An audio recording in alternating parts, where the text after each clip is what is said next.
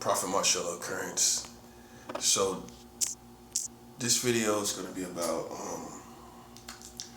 two things: giving the offering as spiritual warfare, and separation from America. Separation from America. Giving the spiritual offering and separating from America.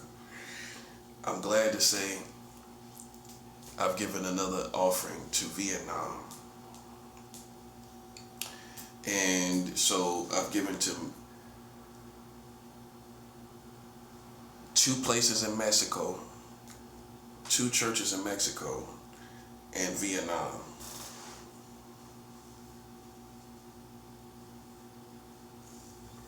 I've given to Vietnam too.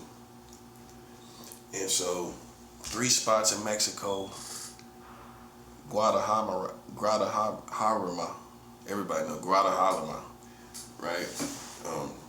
Bear with me on that. I kind of butchered that, but I'm just new to it. Once I get fluent with that term, but it's one of the most dangerous places in Mexico. It's the most dangerous place right now in Mexico.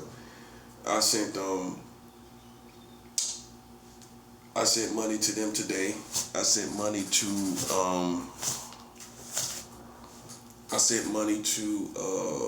Mexico City today too. And so that's twice I've sent to Mexico City.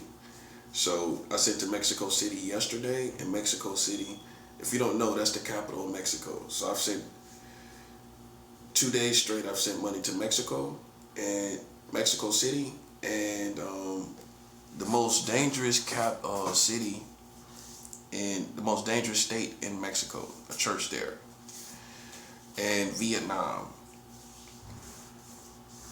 So I just sent money to Vietnam tonight. It's not a game, man. That's my second time sending money to Vietnam. Like I said, man, listen. You should have knew the creative mind of a black man. When I settle in and when I look at the world and when I step outside of America, this is what's gonna happen to you. I'm gonna go with Vietnam, Mexico, South Korea, South America, Colombia. I sent money to Venezuela. Right before that, while it was all this stuff was going on with Maduro, I sent money to Venezuela and Russia at the time. And it never came back, so I'm guessing it got through. So, but yeah, I sent money to Venezuela and Russia, but the first place I sent to was Cuba. And now you can't send money out there no more. So that was about 2 years ago. The offering is still the main thing that the body of Christ is not working right now. We can fast, but the offering is not about getting material things. It's about spiritual warfare. Period. It's not about, oh, I want to get me a new Gucci jacket. I want to get me a new Louis Vuitton jacket. You know what I'm saying? It's not about that. What I'm trying to show you is my main motivation is not getting money. You know what I'm saying? And there's nothing wrong with getting money. There's nothing wrong with looking good. There's nothing wrong with God's people looking good. You know what I'm saying? And I give credit where credit is due. When God's people are looking good, that's good. You know, I'm glad to see that.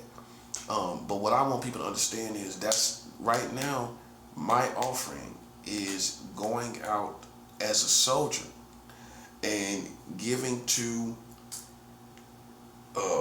churches for spiritual warfare reasons while foundationally supporting the work of God.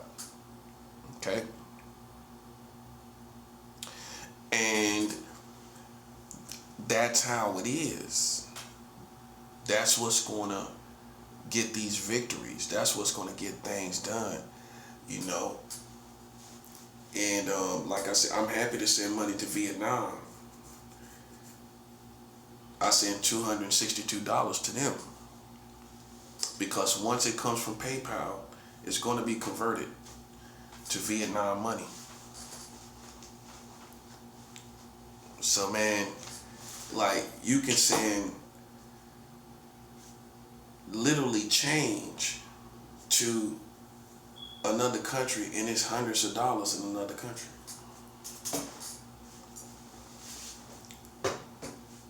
You know, I'm happy.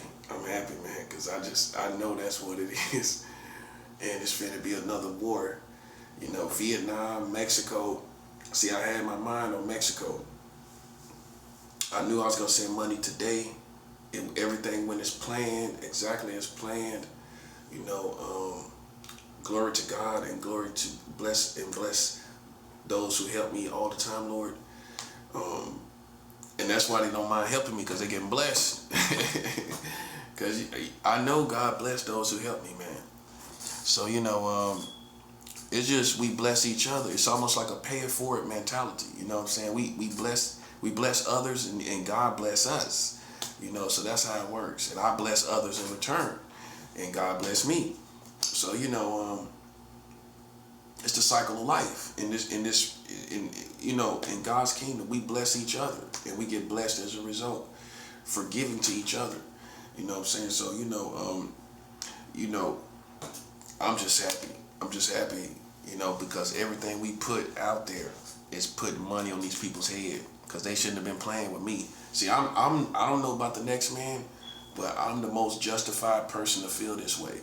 You know what I'm saying? I mind my business. I stay to myself. I'm defending myself. You know, some would say that's the American way. I'm defending myself. And whether you like it how I'm defending myself or not, you don't get to pick how I defend myself. Imagine that. You know, when you done any and everything to me, you don't get to pick how I defend myself, or whether you like it or not. I personally don't care what you like. You know, let's keep it understood. See, this is God's kingdom. We gonna make it understood. Even though I'm affiliated with many different nations that I've given to by joining together for spiritual warfare reasons, I represent God's kingdom. That's what I am. My nationality is God's kingdom first. That's my nationality. Okay, so with that being said, I represent God's kingdom. That's above America. See, people understand God, but now you're going to understand God's kingdom. God's kingdom, you might not understand, because you may have never encountered God's true people. You may have encountered religious people. I'm not a religious person. I'm not a religious person at all, buddy. You're in trouble. I'm not a religious person. I never told you I was. I am a spiritual person. It's a big difference. And that's what you're playing with. See, a clown think you playing with a religious person. I'm not a religious person. But I support churches. So you see, I got my head screwed on right. Right. I support churches, but I'm not a religious person. See, that's the balance. So you can't say I ain't doing nothing for the church. I ain't affiliated with the churches in no way. I don't put too much money out there for you to say I ain't affiliated with churches. Okay, boom. But they playing so many games, I know better than to go to these churches around here. That's all infiltrated. I look at it militarily speaking. That ain't for me. Ain't none of that for me. That's for me to go in there and deal with plants and spies for the Americans. And I know better than that. But I do support God's people all around the world. But I ain't gonna go to a neighborhood and go where the Americans put me at, and then go to the church in the neighborhood. They already done mapped it out. You think I'm stupid? They already done mapped all of that out. Okay, so you ain't gonna ever see me set foot in them places. Okay, So now you see, I'm dealing with a full deck. I'm dealing with a real soldier mentality. I'm not playing any games. I persevere any situation. So you gotta understand, man. Um, they played with me for years. So now I'm taking the offering and putting it against these people. I'm putting it on their head like money that the streets will put on your head. That's how I'm doing it. And it's working. And so now that this war just started and I'm giving offerings down to Mexico City,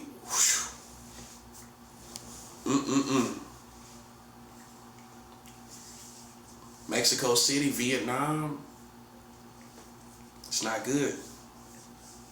I just gave to Mexico. It's good for me. It's good for God's people. But it's not good for our enemies. I gave to God's kingdom in 2 places in Mexico and Vietnam tonight. And I've been waiting for this all day. That's what I was waiting to do all day. And so now I'm in a real cozy spot now. You know what I'm saying? See, this is what I do.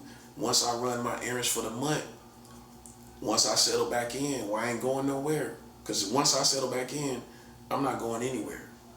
Once I settle back in, I get back into fasting and giving offerings if I can. And that's just what I've done. And now I'm gonna have a very cozy situation. What's today, the 3rd? I ain't got nothing to do for like 9 days. I ain't got nothing to do for like 9 days. So now we gon' now the harvest is gonna come as spiritual warfare all out in the world and everything. See, we're no longer focused on secret societies in 2026. You're not gonna hear me make any significant messages about secret societies, right? We are now fighting the Americans by spiritual means, with spiritual warfare, not physical means, not by anything physical, by prayer, fasting, and giving offerings to churches. That's all we're doing. That's why the feds can't come get me. That's why the CIA, everything that's being done against me is illegal, because I'm being professional. You can't find me doing anything physical for the feds to be putting me under surveillance. So that I get listen, they get bad karma for that. Well, you can't listen, you even though you know it's working, but you can't do nothing with me. You can't do nothing with me, buddy. That's why you don't play with a spiritual person. You can't do nothing with me. You would think I'm doing a physical operation, but it's because I'm black. That's why. It's part of that. You hate it so bad.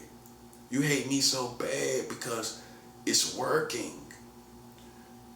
I knew it would work.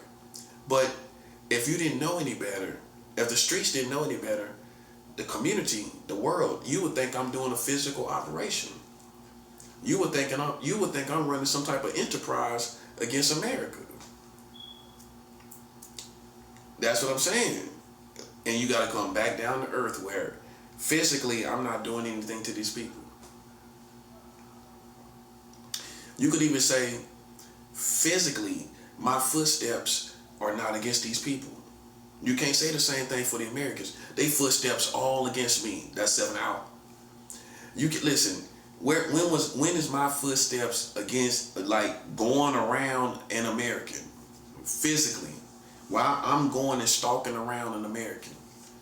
You ain't never seen me do that. You ain't gonna never see me do that. I'm from point A to point B. I've been like this for how long? I've been like this for like 3 years. I'm from point A to point B. I'm not thinking about no Americans to physically go out there. Imagine me now with my numbers and my wins and my rank. Imagine me going out there and finding some random American. That's nothing. That's nothing, man. Listen, if it ain't broke, I don't fix it. I'm doing so good. why would I go out there and do a physical operation against the Americans? I don't have to. How you know I'm telling the truth? Because everybody know how good I'm doing the way I'm doing it. Why would I do anything else? And go out there for some random person or a handful of random people. It don't add up for a man of my caliber, buddy. You playing with a prophet. A prophet ain't finna go out there and do something that's like 20 people in a grocery store. Come on, that's a drop in the bucket to what I'm doing. And I think you know that, don't you? See, you got physical operations against me. I don't have any physical operations against you. Physically, when? My physical steps are to drop off my church offerings. That's not physically against you. That's not stalking you. That's not surrounding you. That's not watching you, is it? No, it's not. That's going to the mailbox. I go to get my food, right? I go to get my vitamins. I go to get my vitamins, my food, and go to the mailbox. That's what I do every month. Oh, and pay my phone bill. Other than that, what else have you seen me do? You ain't seen me do nothing else. So let's put everything in proper perspective besides these crazy bugged out people who act like I'm actually doing something physically to these people. See, if you don't come out of their world, they'll act like I'm out here doing like a terrorist. I'm doing something against them. Other countries will laugh you to scorn. The Americans are doing operations against a man that is putting church offerings in the mailbox. He's abstaining from food, and they're afraid of a man that prays and does a fast for food and put money in the mailbox. They acting like he's doing something. They'll laugh you to scorn if they knew the operations you was doing against me. They go tell other countries what I'm doing and what you're watching concerning what I'm doing and how you're surrounding these certain things that I'm doing. Go tell the rest of the world what you're doing. They gonna laugh you to scorn because even if it's working at face value, they still gonna laugh at you. Make sense? Yes. They gonna laugh at you.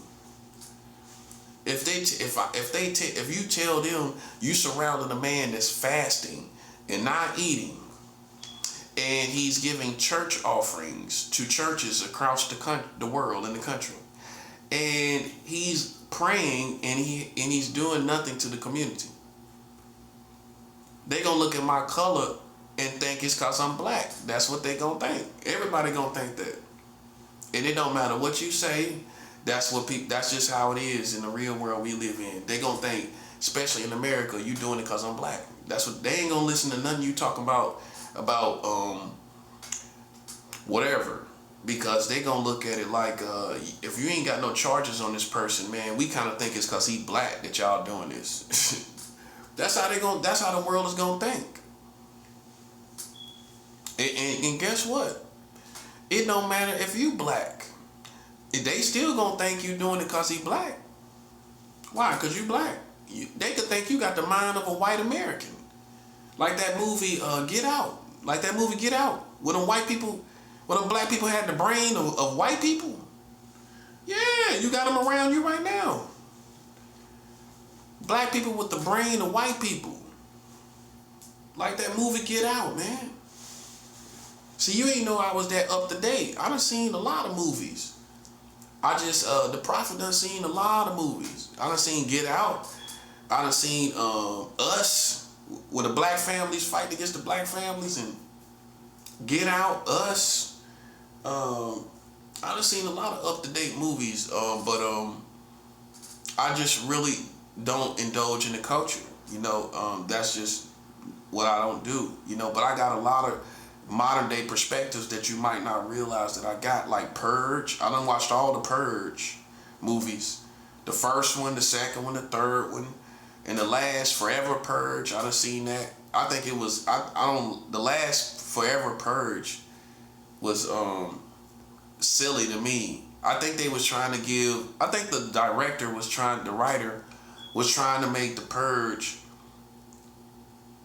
go to the full capacity of the geographics of America. So where you can see the Purge everywhere, like in the desert and in the city and some in the suburbs. That's how it started out in the suburbs. Then it went to New York. It went to the city here in New York.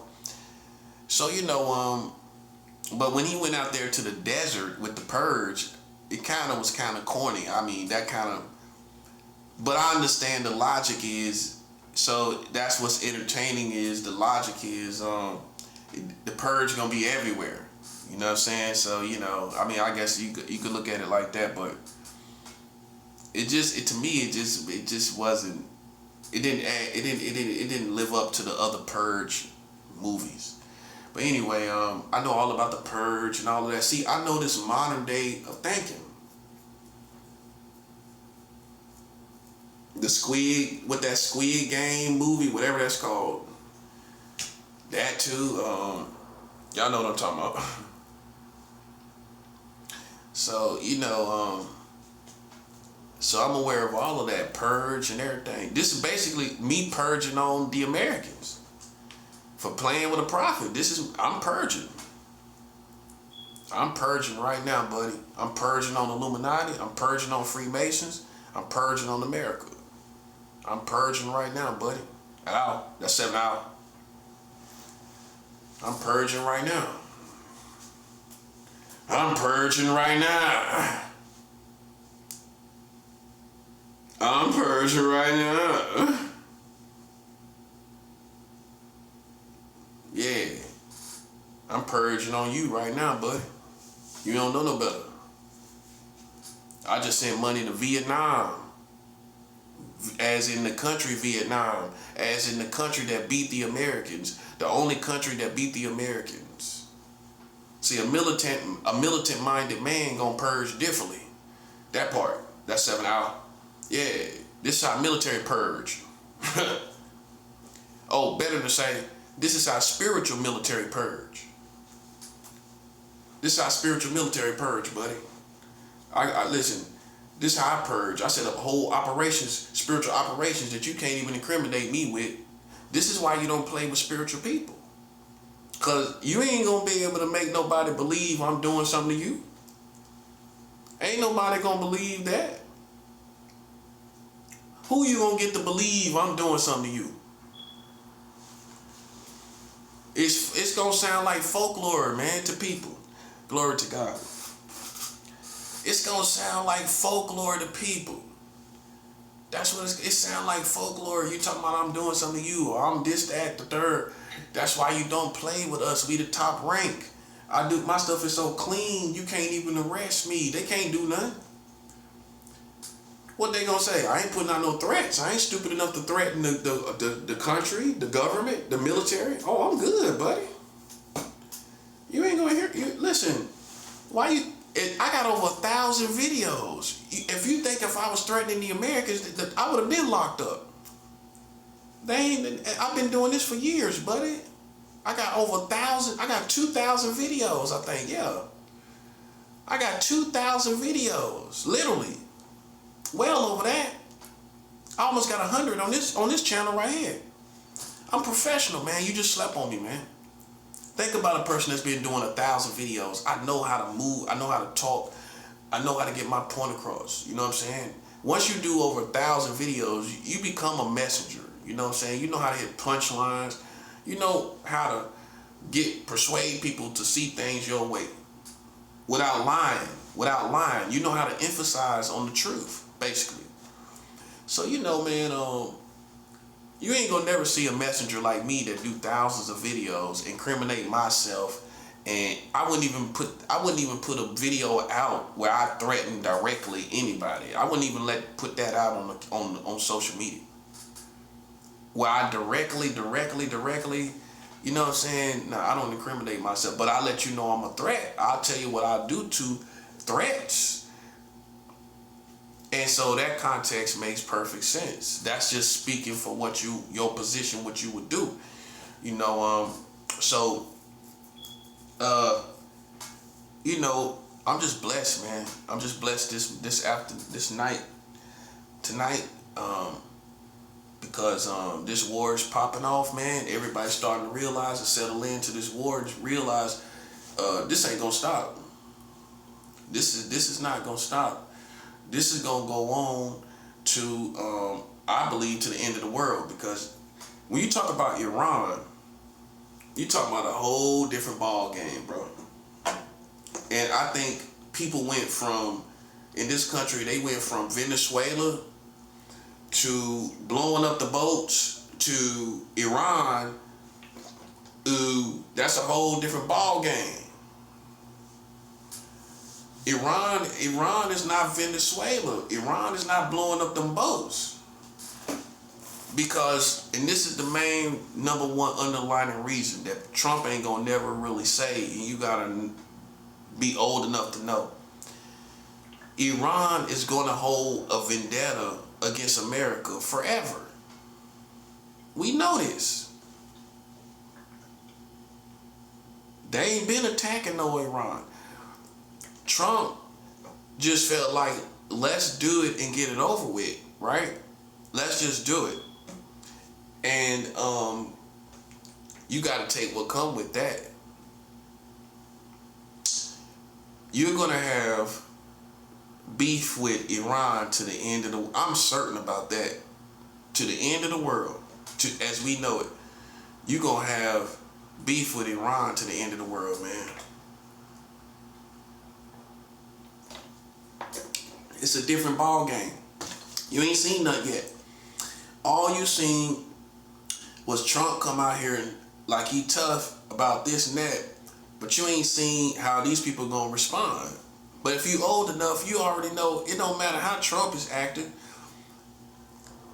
because Iran is an invisible. They can have invisible enemies, which y'all know as terrorists. You forgot. Now, like I've been told, they're not affiliated necessarily with no terrorists per se. But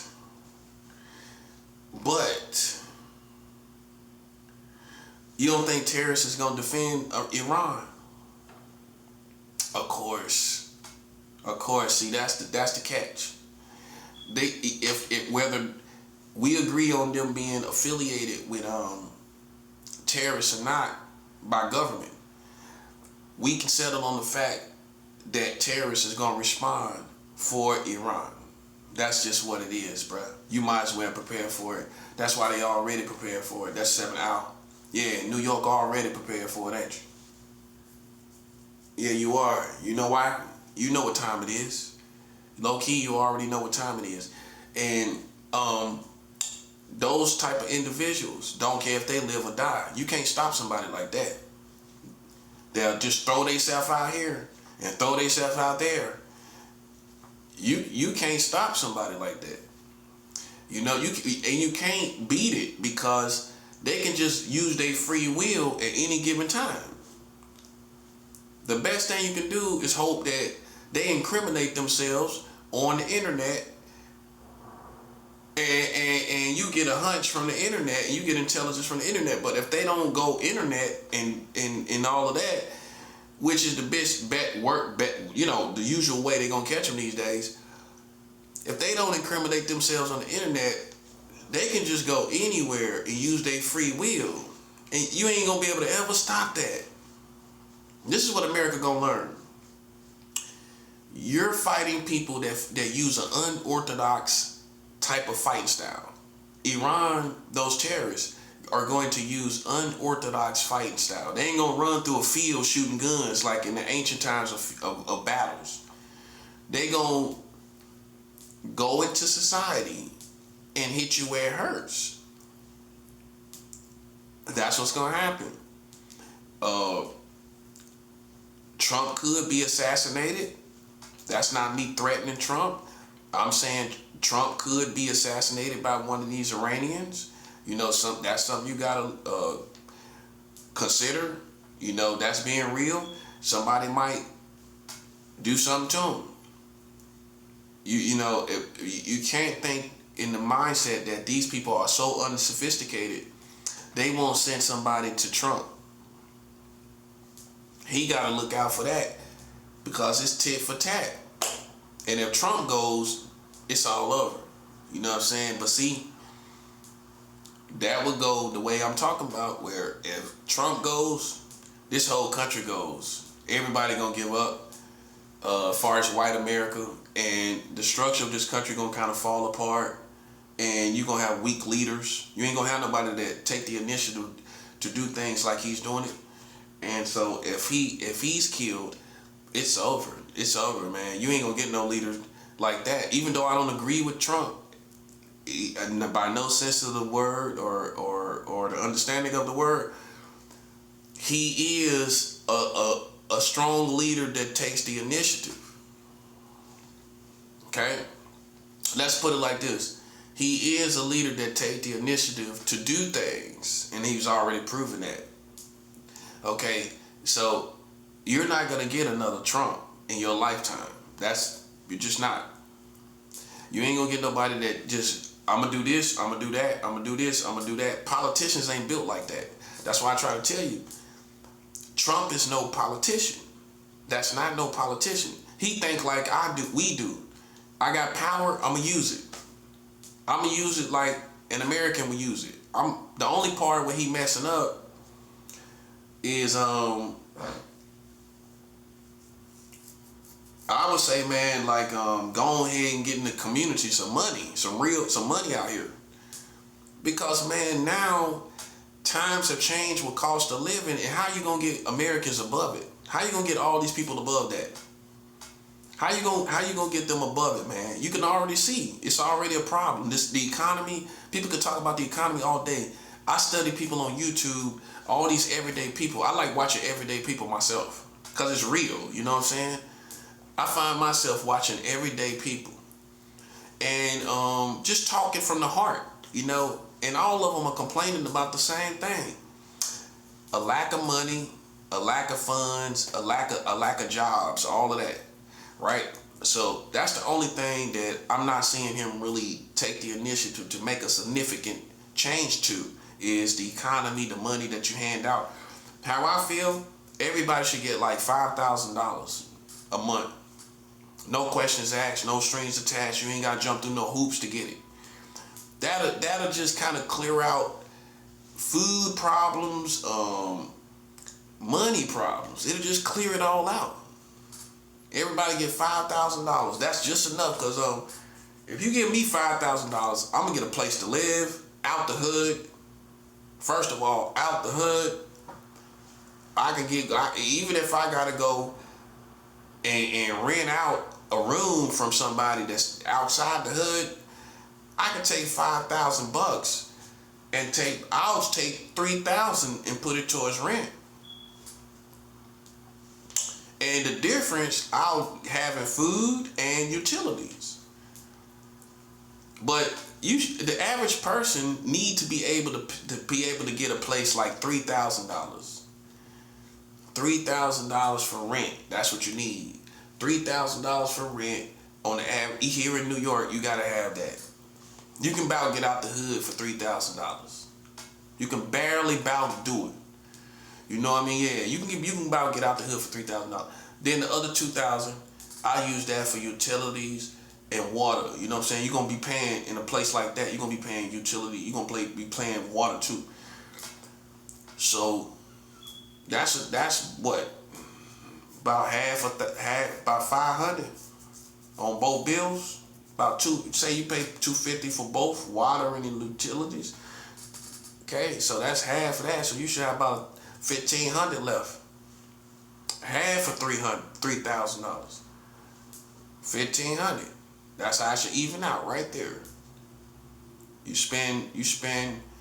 dedicate about $500 to like utility and water. I'm just saying, just say, but it's even more. You might have realistically, you ain't gonna pay that much. But let's just say you do. Let's just say 500 between water and electricity. Okay, you still got 1,500 left. That's how you should live. That's for food. 1,500, 500. I'm good for the month, and I got $1,000 left to buy extra stuff, clothes. See, you gotta realize what numbers you're dealing with. Numbers mean everything. It defines what takes care of business. You gotta have certain numbers to take care of business financially. You can't do it with $200 a month. You can't do it. You can't do it with $300, $400, $500. You can't do it like that. You gotta have like $5,000. That's what I'm saying. See, the truth is, man, the government, the community, you need to dream big and put pressure on the government to give us $5,000. Stop playing. Why not? That's real. Let's just put pressure on them and see what happens. That's real. Let's just see what happens. Hey, why not? If we got everybody on this wave, guess what, man? They might consider it. You gotta dream big, man. Listen, I'm talking about $5,000, man. That's all. That's real. Cause 2 ain't gonna do it. You ain't gonna get no more. You ain't gonna get no rent for 2. 3, you gonna get it. And then let's just say you want to do 4. You still could push it and do 4 and still live off $1,000. You can still live off that 1,000. You pay your utility. That's half of that. I'm being generous. Let's just say 500. You got 500 for groceries.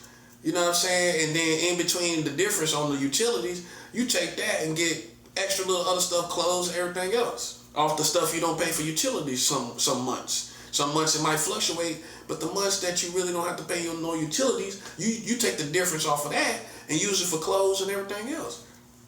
While you got a solid $500 for grocery a month, you can make that work. And once again, you can take the difference off of the utility, the water, and put that towards groceries too. So it's got to be $5,000. If you ask me a number, see, if you're a businessman, you should have a number. That's how sharp you should be. How much should the government give me a month? It should take you 3 seconds to answer that if you sharp. I already got a number. Why you ain't got a number? How much should the government give me a month? $5,000. That's right. Yeah. If you talk about all the stuff they doing and what they not doing, but you ain't even a negotiator, you ain't even a businessman, well, you got a number in your head. And Trump is the best person in there for money.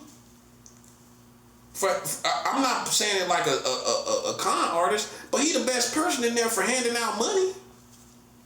If think about what I'm saying, man, $5,000. Y'all should be protesting, talk about that. $5,000, man, for everybody.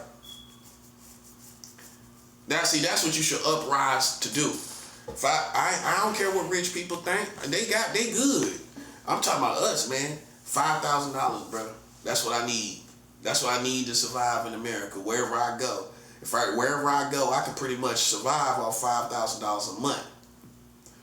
You know what I'm saying? I can survive off I can go down south and do good. I can come up here in New York and do good. Cause I'll find me somebody that rent out a place, rent out a little room. You know what I'm saying? And that's gonna be less than $5,000. If push comes to shove, if I can't find what I really want, I can find somebody that's gonna rent out a room and be out the way and won't be in the streets, in the hood. See, that $5,000 gonna get you out the hood. That's gonna get you out the hood. And see, basically, that would eliminate the ghetto. Cause if you give me $5,000, I'm going out the hood. I ain't sitting over here. Now, some people would. But see, that's why I stay like that. Some people say, I'm staying right here with $5,000. I'm gonna flip this money every month. But then once again, I guarantee you, you're gonna eventually come out the hood. You're gonna. I mean, but some people, man, they might like to party all the time. Then again, you know, because of people's lifestyle, man, some people ain't gonna come out. They ain't gonna come out the hood, cause that money is just too tempting to use on to party, to get high. Some people that like to smoke weed, can you imagine how much weed they gonna have? Ridiculous amounts, like ridiculous amounts of weed. People just got it in their pockets, just pulling it out like just pulling buds out their pocket. Like that part. Just pulling buds out their pocket, not even bagged up. Just get a whole handful and just put it in your pocket. Yeah, just pulling, here we go. You ain't worried about the shake. I'm just saying, I just know how things move. I don't do those things no more. I celebrate, I'm glad to say, as of today, I celebrate 2 years sober from weed and no cigarettes, no tobacco. Yay! 2 years. 2 years, man. I'm a soldier, bro. You know how much I used to smoke cigarettes, man. Weed. My best weed days were behind me a long time ago. You know, you gotta remind you, I used to smoke weed in Los Angeles. I done smoked good weed in LA, you know. Yeah, I was smoking weed in LA.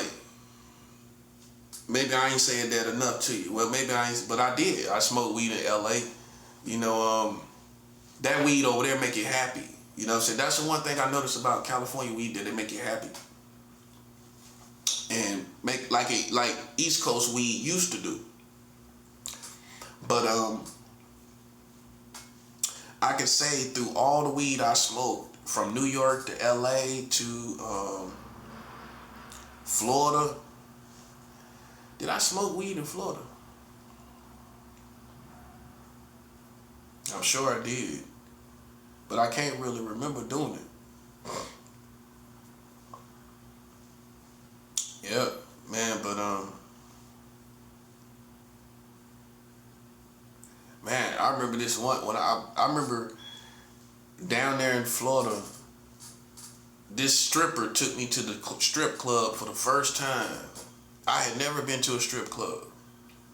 So if you don't think the prophet been to the strip club, you thought I was a lame, or some people ain't never been to the strip club.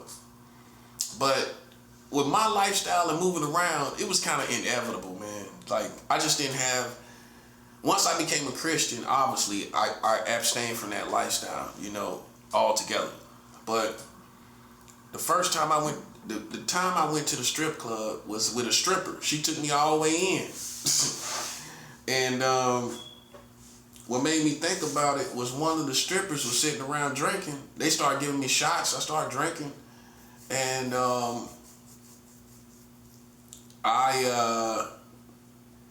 she offered drugs. She like, I give you drugs. I give you drugs to kill. I don't mind giving people drugs to kill themselves. That's something was like she said.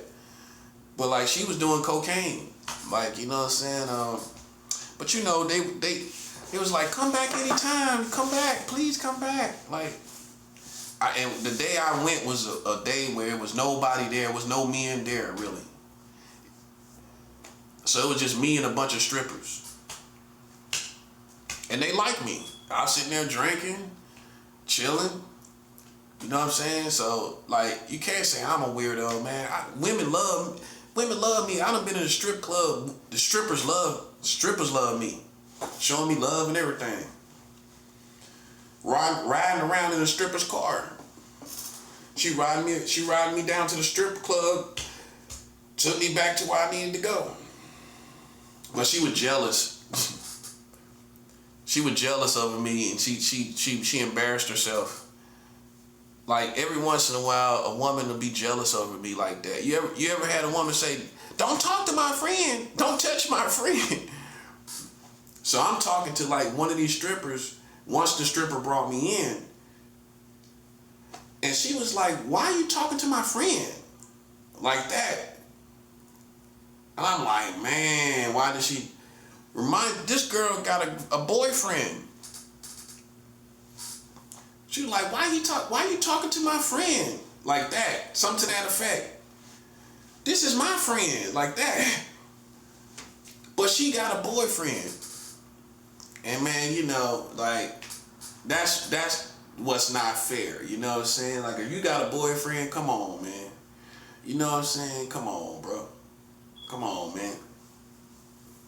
Anyway, man, it was an overall good experience still.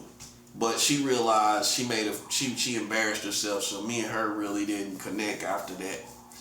You know what I'm saying? Once you kind of embarrass yourself like that in front of other people, it's gonna set off a radar of how people see you.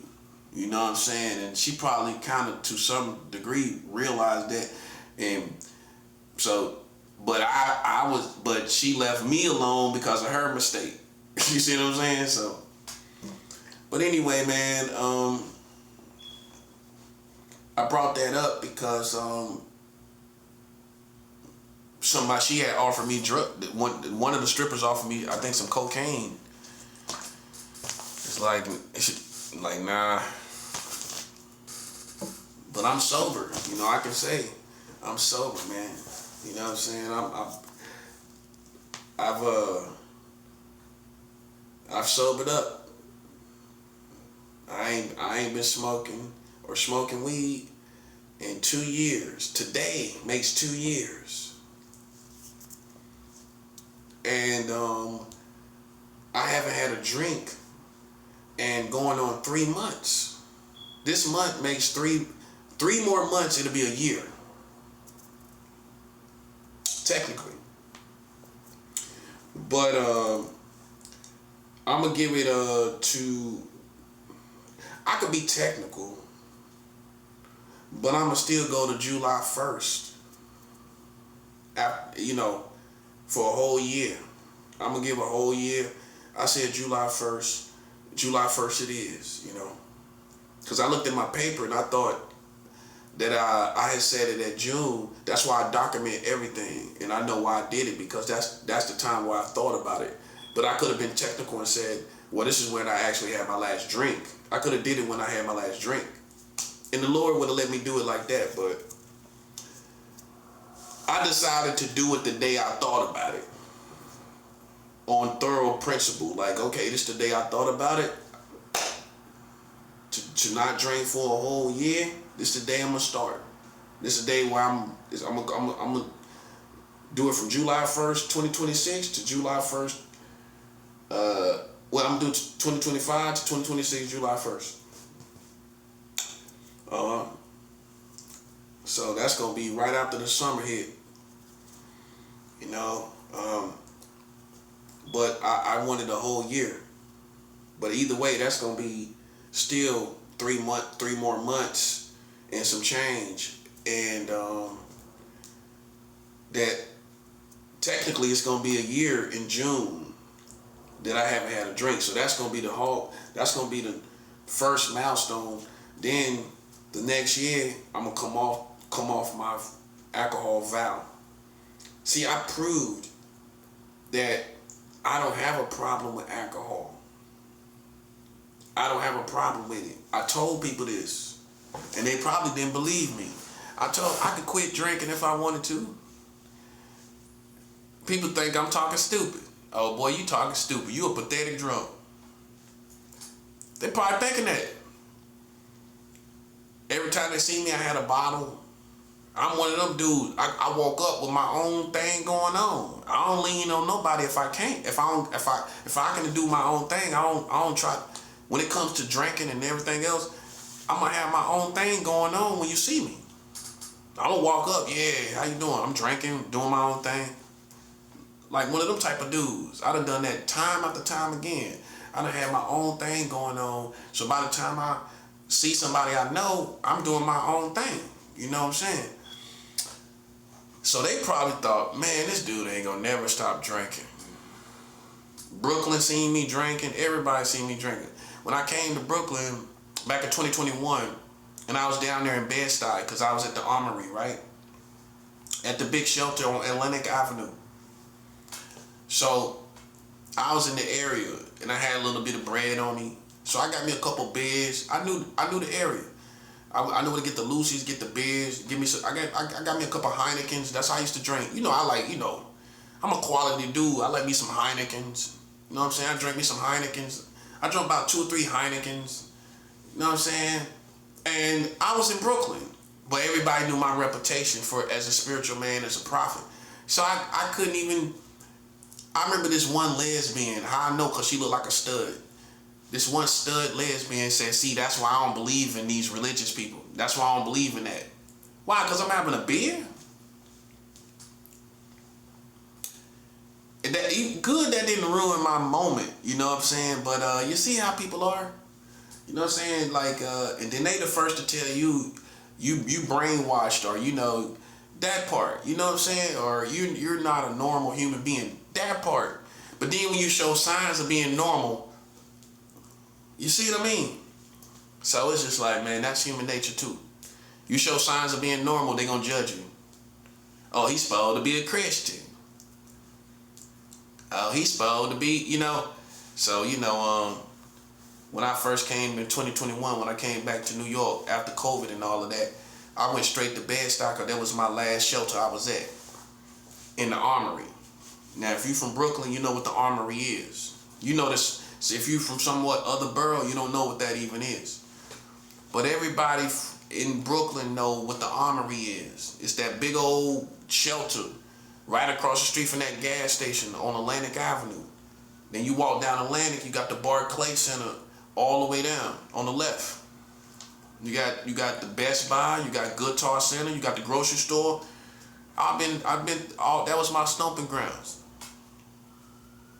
So when I came back, I had me a couple beers and everything. People judge you. They probably think, oh, he can't quit drinking. I didn't do it for them. You know what I'm saying? I did it for me. I did it for God. I wanted to give God time where I'm just sober and clean. Just no drinking, no smoke. I'm not going to smoke no more in my life. Once I'm free from cigarettes, and I'm one of them people that's been trying to get free from cigarettes for years. I've been trying to get free from cigarettes for years, and most people gonna tell you that. I grew up smoking Black and Milds. I grew up smoking cigars. You know what I'm saying? All manners of cigarettes. I never stuck to one type because I was around people that smoked different types of cigarettes. So I didn't discriminate when it came to tobacco. A cigarette is a cigarette to me. Especially if I'm not buying it. A cigarette is a cigarette,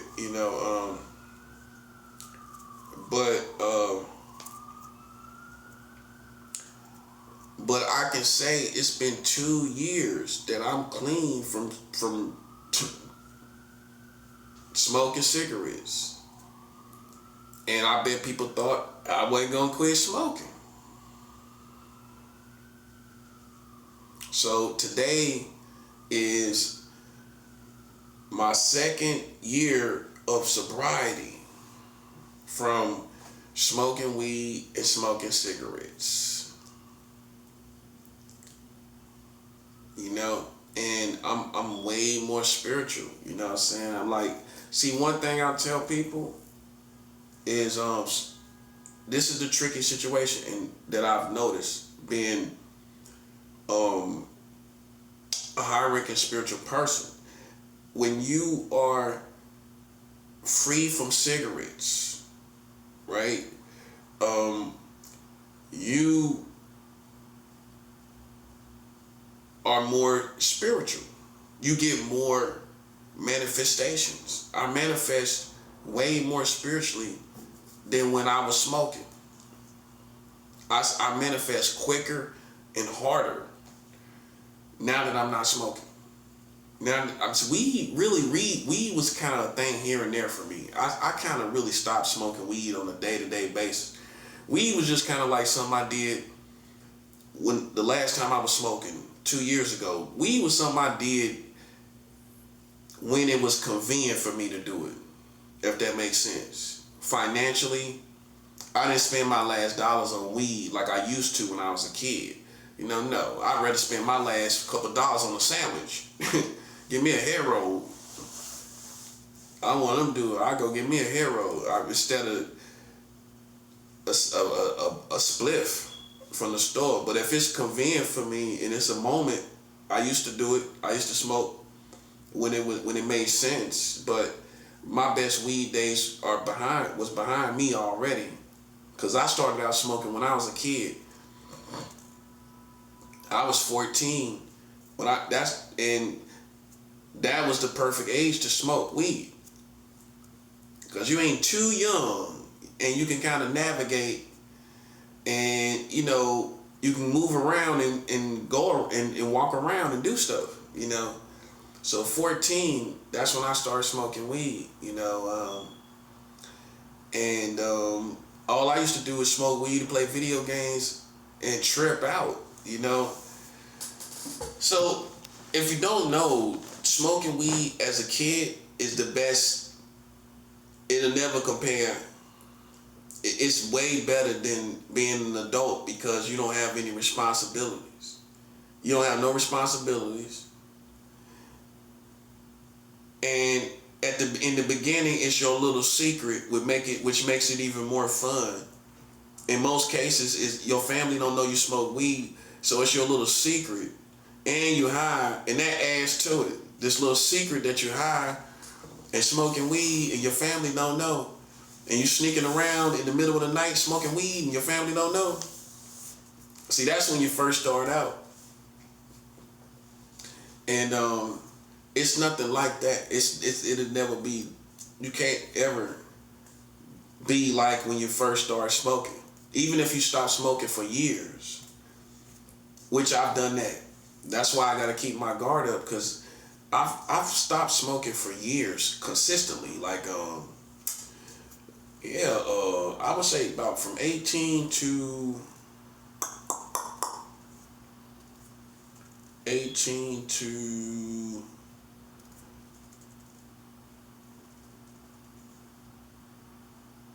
20, 28, about 10 years.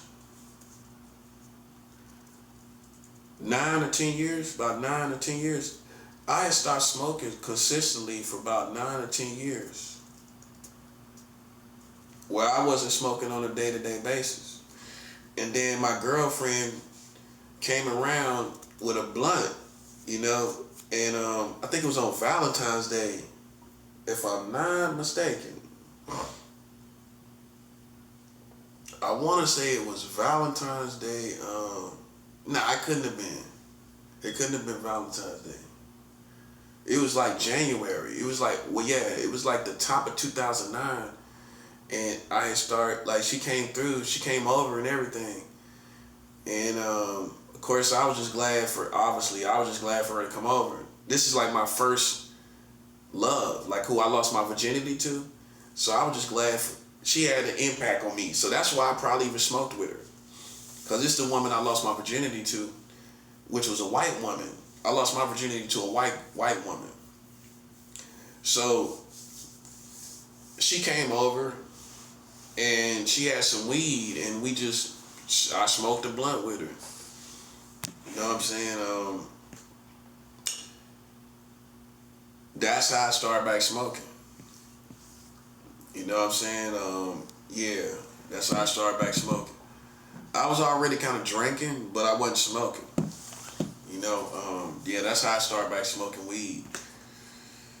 Then I quit again.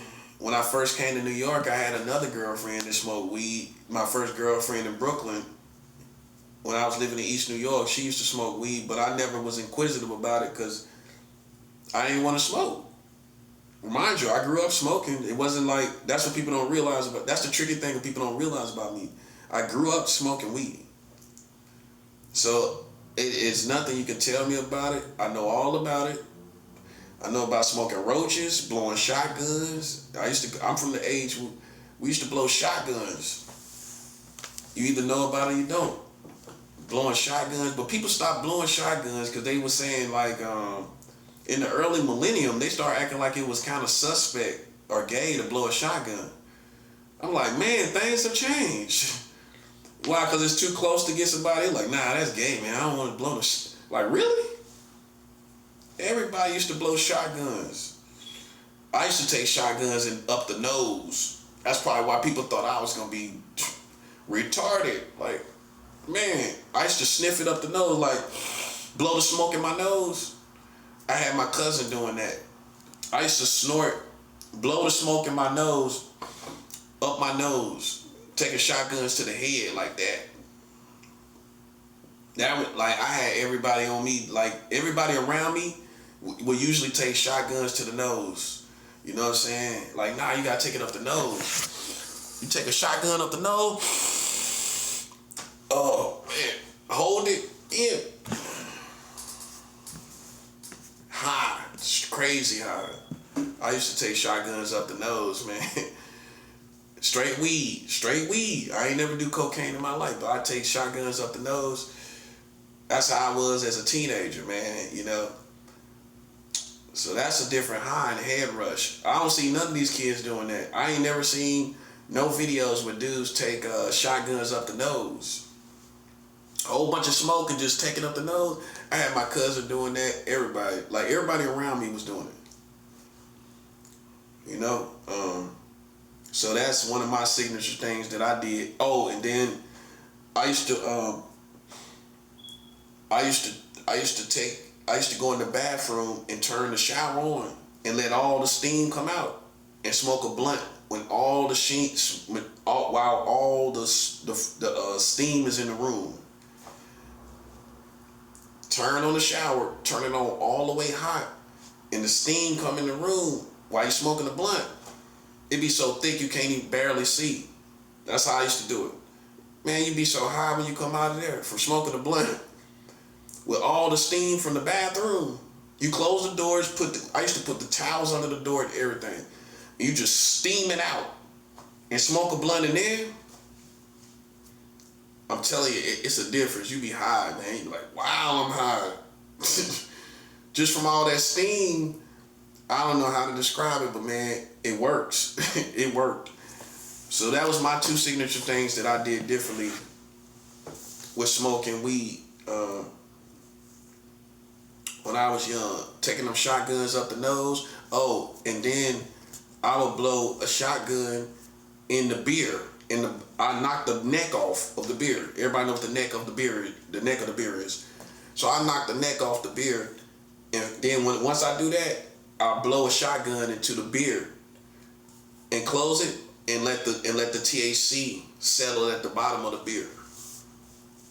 Cause it's THC in the beer. It's gonna be in there. And so I used to blow a shotgun in the beer. Half the time I was drinking THC beers, man. I can remember how it tasted and everything, man. I would blow a shotgun in the beer, put the top back on, and let it settle into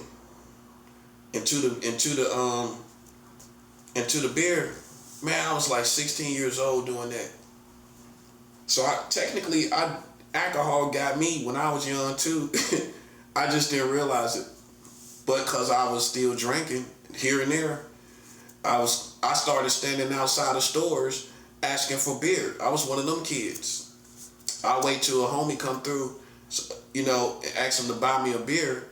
You know what I'm saying? He was like, what kind of beer you want? Like, tell him what kind of beer I want. So I was that kind of kid. I stand in front of the store. We didn't care about the people in the store. That was the 90s. It was different. So I stand out there and post up in the middle of the night, everything. Yo, you'll buy me a beer? I'm like 16 years old, drinking beers. Boy, that was, I mean, so to me, that was a time that it ain't gonna ever be like that no more. It's just not, you know, for me, I used to drink those St. Ives Special Brews. The blue ones, the orange ones, the red ones. I think I like the orange ones the best. The orange or the blue. I might have liked the blue ones the best, but they always had the orange ones for sure. and the red ones, and I just knock the neck off, blow a shotgun in there, let it settle in. I think I would even shake it up a little bit, twirling around, and that THC would settle into that beer. I blow a big shotgun in there too, and put the top on and let it settle in, and drink off that.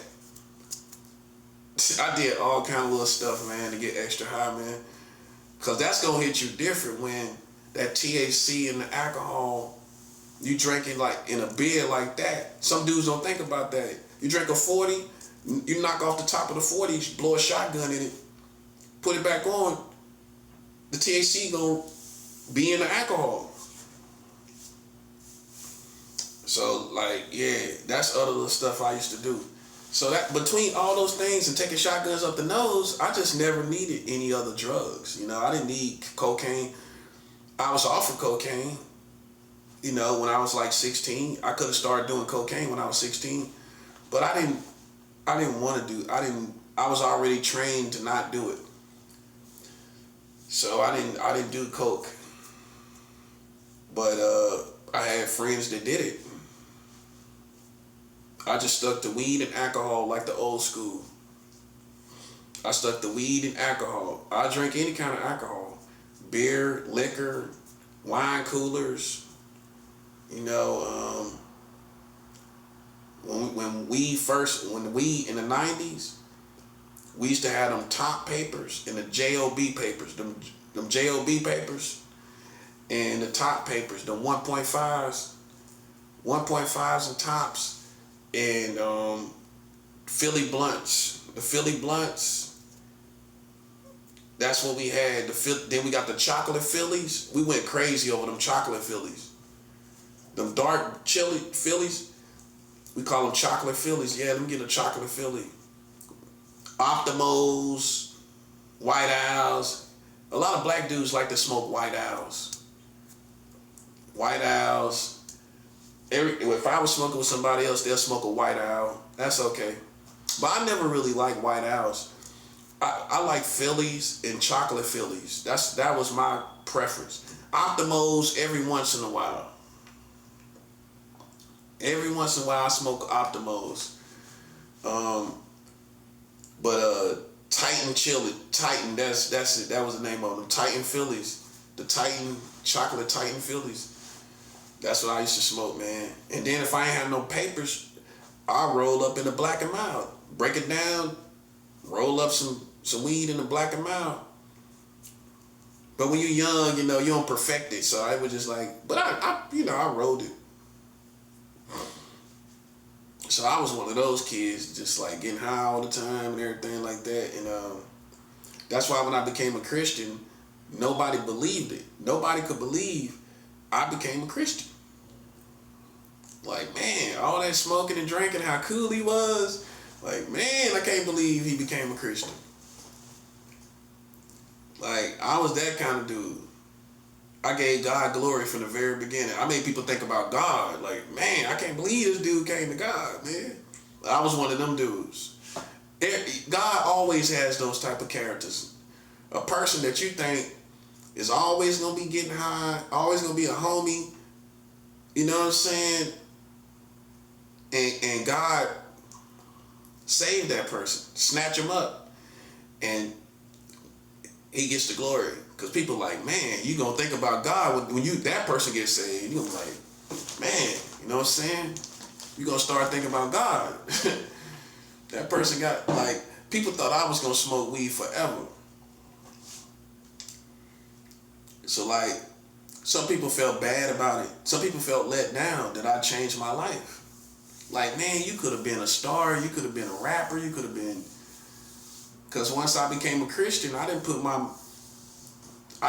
life into the secular music. I would have probably got on, Remind you, I've already been heard by a famous person, like from New York. Mobb Deep, the rappers Mobb Deep. Havoc heard my music, so he liked my music, gave me his number and everything. So, that's how good I am.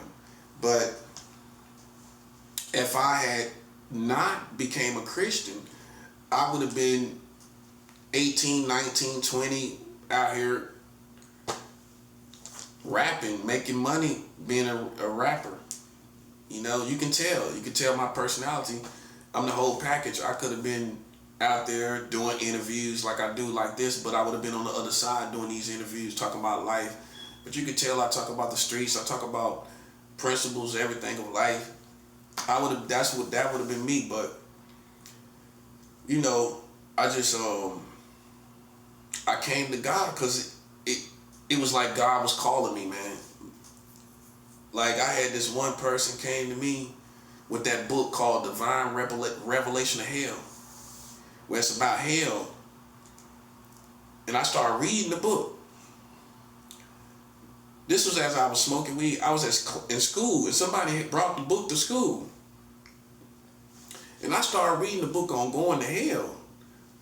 That was the first thing that really got in my mind, man. Like that Divine Revelation of Hell. I read that book when I was like 17, man.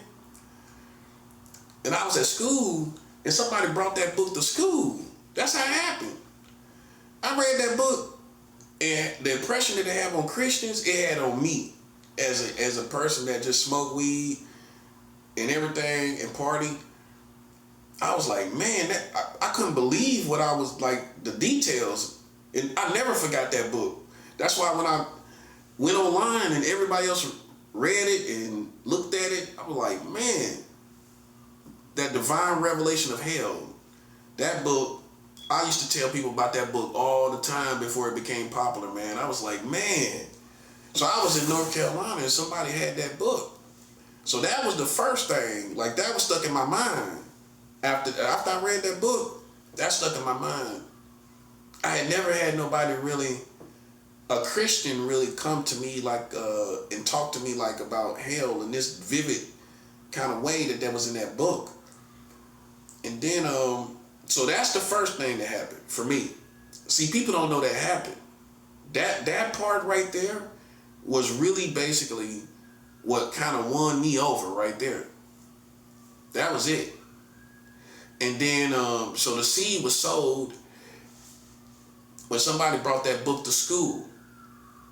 That's what pushed me in the direction of God. Some people tell you like I might have been scared or spooked in the streets. Nah, it wasn't that. It was when I think about it, and I'm glad I'm really thinking about that part. It was that book, that Revelation of Hell book. I read that book, and I was interested too. It wasn't a boring book to me as a teenager. It was interesting to me, and I never forgot that book. It was so many good stories in it about hell. I was like, man. So then after that, the next thing that happened, I was on the city bus one day. This is still like 17, and this person sat with me on the bus and started talking to me about God. And that was the next thing. I never had nobody talk to me about God like that. So that was number 2. And then I started reading the Bible itself. After those 2 things happened, I started reading the Bible. Like, for example, me and my family went on vacation, right? I was still smoking weed. But I still felt like I wanted to know about God. You know what I'm saying? I mean, I was inquisitive, like hardcore, like, cause this book, The Revelation of Hell, kind of put me on the level, like, not religion, like this real spiritual world. You know what I mean? So I had a perfect perspective a fresh perspective on the spiritual world, and so I started reading the Bible. And I remember doing that at the beach, getting high, smoking weed. But I was reading the Bible when nobody wasn't paying attention. So that was it. I took time to read the Bible. It was working. I was like 17, 18. I was 18 then. I started reading the Bible. And I'm just thinking, like, I'm processing it all. You know what I mean? And it was those three things that just set me up. And I gave my life to God. Not by August of that year, 1999, I just fell to my knees, dropped, like limp, like just dropped to my knees. And that's how I came to God. I just fell. Not because I was faint or something. I just surrendered. When I did that and dropped to my knees like that, that's the real best way to surrender, man. That's my story. That's what I did. And then I did that in my house. I didn't go to church. I didn't get saved at church. It was a conscious decision. That's why I lasted throughout the years. It was my conscious decision. Nobody else didn't compel me to come to God. It was my conscious decision, you know. But somebody did talk to me, like I said, on the bus. But those two C's was the main things. I don't know what they said to me, but it stuck with me. And that's why I can remember it. You know, it was those two things. Somebody gave me that book to read, and I never forgot it. And then I got on the city bus and somebody sat with me, and I was young too. That was the funny thing about it. Like, for them to sit with me, and they started talking to me about God. And I never was a resistant person towards God. I never hated Christianity or hated God. So anything anybody had to say, I just let them talk and I just listened, you know. I was like that. So then I just started reading the Bible the best way I could. You know, I didn't know where to start, but I just started reading through the Bible. I think I just started picking through where I could feel like I could get something from it. I think that's what I did.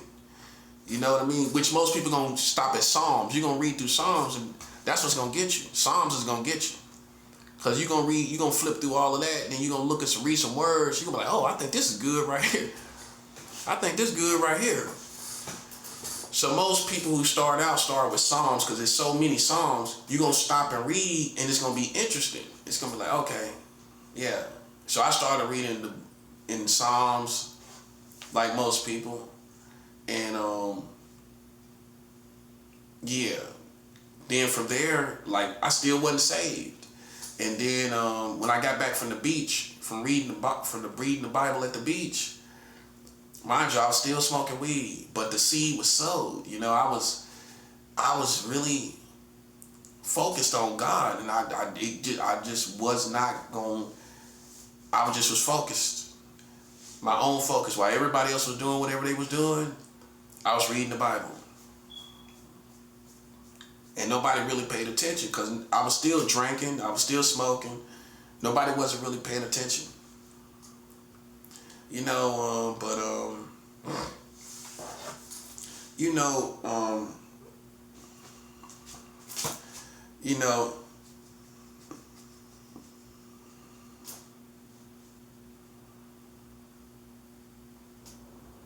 it's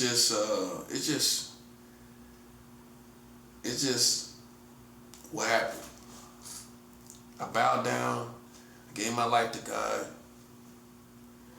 you know, and after that I became a Christian. I stopped smoking. I remember I had $50 and I was gonna give me some weed with the whole thing. But then I went to church. Cause you always got them family members that go to church. So I did what everybody else do. You know, I'm gonna go with them. I'm gonna go to church with my family members that I respect, that I feel like good-hearted people, good people. So I went to that church with my uncle, and I put $50 in the plate, just like that. I put $50 in the plate, and that's when my life, I think it began to change. Back to the offering. See, I was doing this from day one. That's another thing people can't tell me about. You know what I'm saying? I mean, that's probably why. Because from day one, God knows my heart. I didn't have no televangelist or nobody what you might think brainwashing me. My first memory of really giving an offering was before I even watched people on TV. It was when I went to the church and I was gonna smoke weed. And I had the money on me, right? And see, that's how I was still kind of struggling. You know, you got your mind still on these things, but I'm there, you know. And so the preacher's talking about what he talking about, you know, and I'm listening. It's good. It's good, real good, because I ain't heard nothing like this. This kind of preaching. It's real good. And you know, he talking about giving the offerings and everything, probably talking about giving it to God's work. And I just took the whole $50 that I had, I just gave it like that. I ain't even hesitate. You know? See, that was my own money, that was my own mind, that was at a church. That, to me, that was my first memory before anything on TV or ministries out in the world. That was from the heart. You know what I'm saying? So see, me, I got that kind of testimony where that's me. That's what I did. That's how I moved. You know what I'm saying? I had $50 and I took my last $50 and boom, I just gave it. And then things began to change. After that, things changed. See, the spirituality was already working. So see, man, that's my first memory, giving that $50, man. That was my first memory, man. You know what I mean? So that was as a teenager. I was a teenager in church, and I gave $50 in church as a teenager. You know, and then from there, I just changed. I got better and better and better. And then I remember I gave $125. $125. That was my biggest offering. I was still a teenager. And then from there, I just took off. Once I gave that $100, $125, $125, that was it. I just took off. You know what I'm saying? See, that and that goes full circle to my message. That's what separated me from everybody else that became to Christianity in my family and around me. Nobody really felt, and even now that I look at time and history, nobody really felt compelled to really live a lifestyle of giving offerings to God's work, except for me. I did it from day one on my own. I gave $50 in church, and then I never stopped. I gave $125 after that. That was my next big offering. And then from there, I can't even tell you how many other times. I can't even tell you. And then if you don't know, I gave my own money I worked for. That same church I gave that $125 to, when I started working, I gave my first $1,000 to that same church I started out with, where I gave $125. I was working. I was 25 at this point. I'm 25 years old. By 25, I gave my first $1,000. Well, most people could have said, you could have got a car, you gotta get. I sacrificed. I did. I went into spirituality. This is why God ain't playing about me, buddy. Because while everybody else was doing everything else, trying to stack money for a car, stack money for clothes and music and things, getting a nice system in the house, speakers in the house and everything, I didn't do that. I could have. And people probably thought I was crazy. But see, I became spiritual. It all came back. Much as I helped the church, when I needed God to help me, God took care of this situation, man.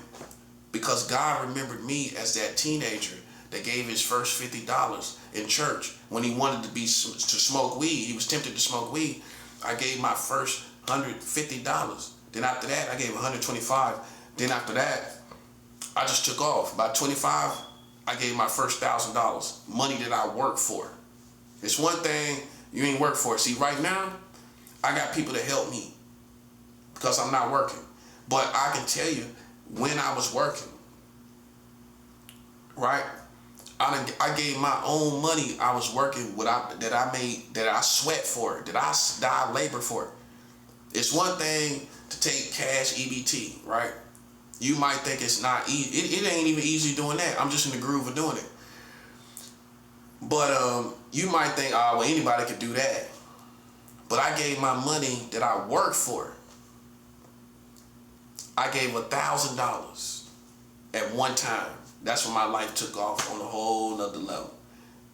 But I was with the wrong person in a relationship with my wife, my ex-wife.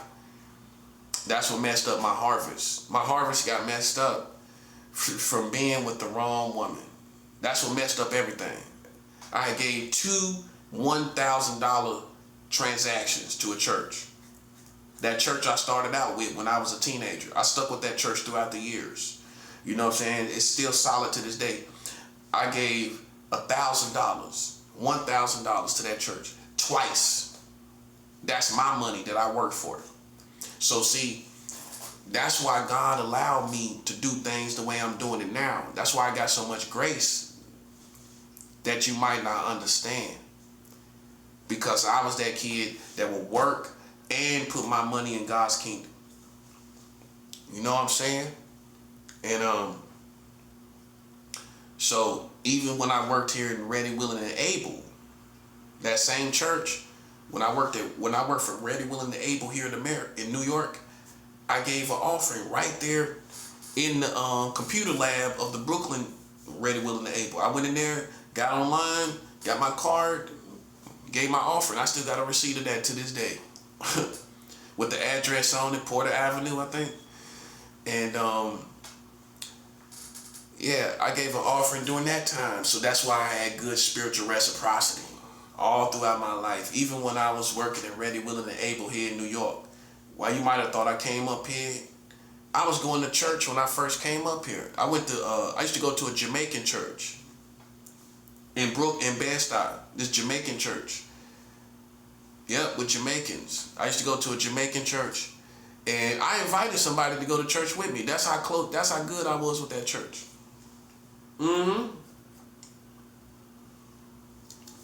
Yep. I used to go to, so I didn't come up here and this was the city of sin and all of that. That wasn't my experience at all. You know what I'm saying? When I first came up here, I was going to church. I was still giving offerings and everything. And I got a reputation for that. The first people I met and that befriended me when I first came to New York, they seen me give over $100 in the church. They seen me do it when I first came to New York back in 2012. So I was doing that when I first came up here. I never stopped. I never stopped this. It just flipped around when people went to war with me. It went against the community. But at that time, it wasn't going against the community. It just gives you what you need. That's what this does. When you give offerings to churches, the reciprocity is whatever you need. And at this time, I need warfare. I need war to come against these people playing in my face like it's a game. I don't forgive it. The little corny games they made. Now you see who you're talking to. Somebody that's been giving their whole life. I've been doing this my whole life, man. Off my money that I work for too. Off of my money, I work for it. And see, that's what settles it for most people. Because they'll see me asking other people for money and think that's trifling. But God knows it was a time where I was giving my own money. They know, God knows that. That's why I get grace in this time to give for when people help me, you know, I accept it. Closed mouths don't get fed. You know what I'm saying? I put my pride down. You know what I'm saying? I do have dignity, but I put my pride down, and I know when I need that extra help. You know what I'm saying? Yeah, you got to do that in life. You see the situation you in. Well, then you could sit here with pride, and you know what I'm saying. But you could be further along, especially in spiritual warfare, man. If you just ask for a little help, I ain't saying ask for $500. I ain't asking nobody for $200. You know what I'm saying? I kind of need that, you know. But I don't ask for real man money. I really don't. Real man money is like 100 here, 500. That's what men ask for. So then you got to look at that too. The people I ask money for, I ask them for like no more than about $20 at a time. A little over $20. I might, no more than that. But it don't add up to be more than about $100. You know what I'm saying? So, you know, man, you know, I got people that help me, you know what I'm saying, right now, and I don't feel like it's wrong because it was a time in my life where I did all of this on my own. The same stuff I do. I take my hard-earned money that I work for, right? And I do the same thing with it. $1,000. So when I ask somebody for $50, if I did, you know, I done took $1,000 at one time and gave it all to church. You see what I'm saying? So you see, you know, that's why when I went to war, God fiercely defended me, bro. America didn't have a chance. You did not have a chance, man. Because this is the punchline. Did you hear all that history? Me giving over $1,000 at one time. You see me doing it now. I'm saying it literally. I sent, and I'm not saying this to brag, I sent 1 penny in a transaction. This is the first time I ever did this in my life. Tonight. I ain't never sent a penny. I done sent 5 cents, 6 cents, 7 cents. I don't play no games. Tonight, this is the first time I've sent 1 penny to a church. I sent literally, you would say, how can that transaction go through? Because you do it without the fees and all that stuff. And then some sites got it like, you know, where it just works out like that. And if you, but in this case, I had only 2 cents left. The fee was only 50%. So I had to pay 1 cent and I sent 1 cent.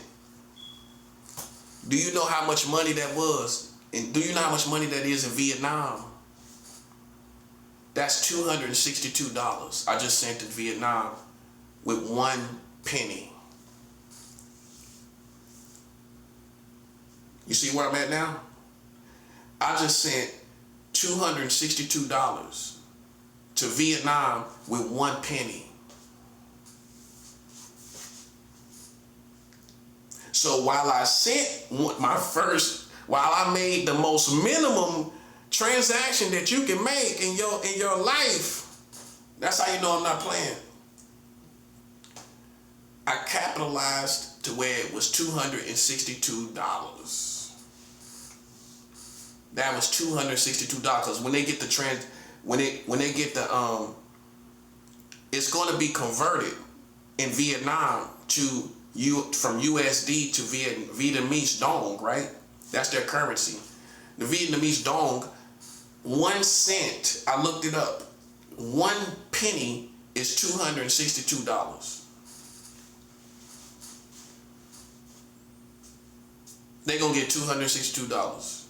They might have to pay, what, $5? They're going to at least get $250 at best. They ain't going to have to pay no more than that. They're going to get at least $250 off of 1 penny.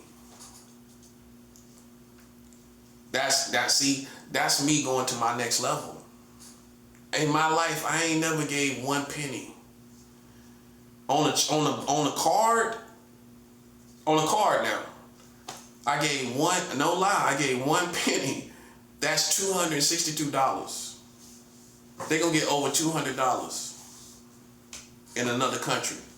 See, before the world ended, like many rich men, I learned the value of the USD. Some people live all their life and you don't know the value. You know what it can do around you, but you don't know what it can do outside the country because you didn't become international. Many men don't become international. Once I became international, I'm like, man, I just sent 1 penny, that's $262 that they gonna get.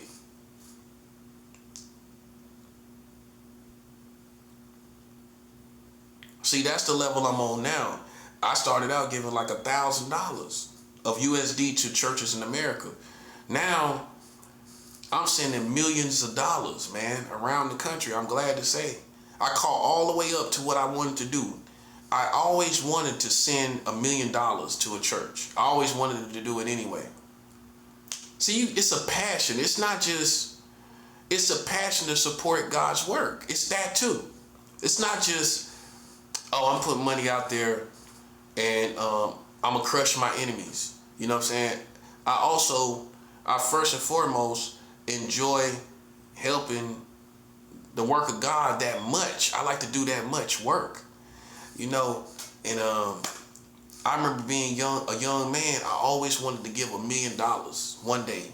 One day I want to give $1 million to God's work. And I actually did it. You know what I'm saying? I sent $4 million, $4 million to the Middle East before this stuff happened. See, God knew what he was doing, man. See, I'm one of the generals in the final hours in the last days for this final war. I sent money to the Middle East, $4 million, and then this stuff happened. Do you follow me? Do you follow me? I sent $4 million to a church in Lebanon, right? Right above Israel, right over there where all that stuff happening. Lebanon, if you don't know, is north of Israel, right? So, I sent $4 million. The first $1 million I sent was to Colombia in the Medellin area. In the Medellin area, that's where all the cocaine came from in the 70s, the 80s, and the 90s in America.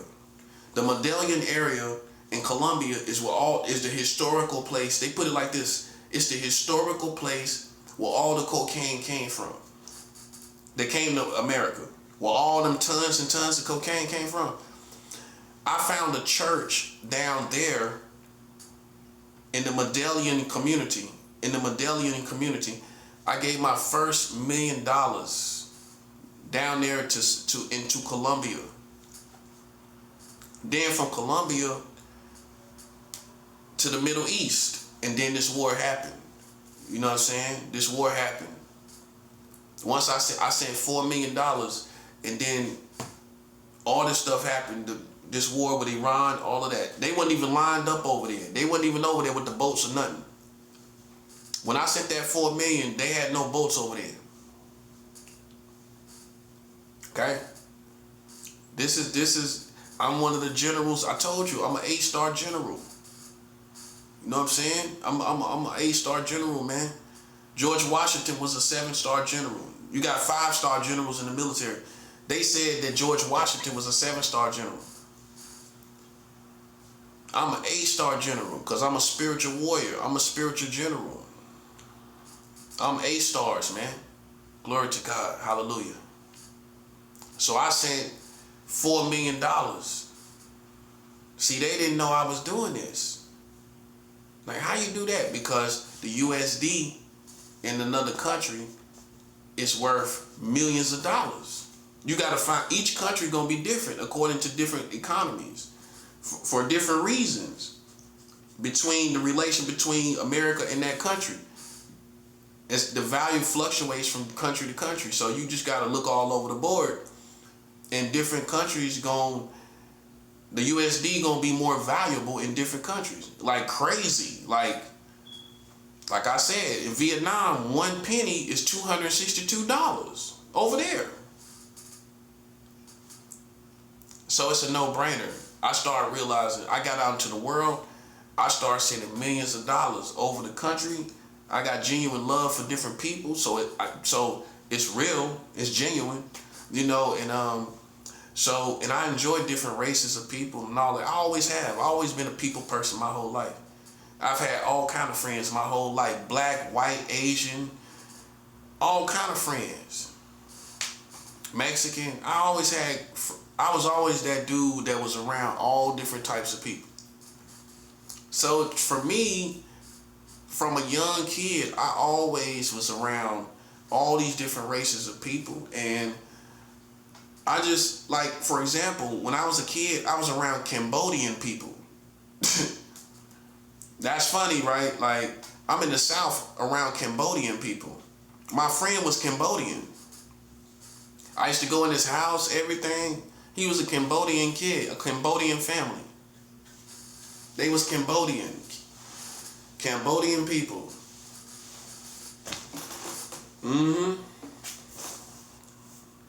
So, you know, I couldn't pronounce his name, so I said pitiful. Pitiful. I think it was pitiful or something like that. But I said I called him pitiful. So I said, yeah, that's my friend Pitiful. You know what I'm saying? But it probably was like pitiful or something like that, but I was a kid. I couldn't pronounce it. I was only like 5 years old, 4 or 5 years old, when I had Cambodian friends. I went over his house. For some reason, I remember going on top of the refrigerator and getting something off the refrigerator. Like, I remember that. Or something like that, yeah. But I remember the mother, and I remember my friend that was Cambodian. So I had went into like that kind of energy as a kid. I was around Cambodian people and things like that. You know, I studied different people. I was around different energy. And I've sent money to Cambodia. I've sent money to Cambodia too. Yeah. I sent money to Vietnam, Cambodia, what else? The Philippines. Because I'm part Filipino. And people don't know that about me. I'm part Filipino. So I'm actually part Asian. I didn't know that. I'm part Filipino. So I sent money out there. So I sent it to Vietnam, Cambodia, in the Philippines. And the next probably will be Thailand. I probably send money out there too. You know, I sent money to Taiwan.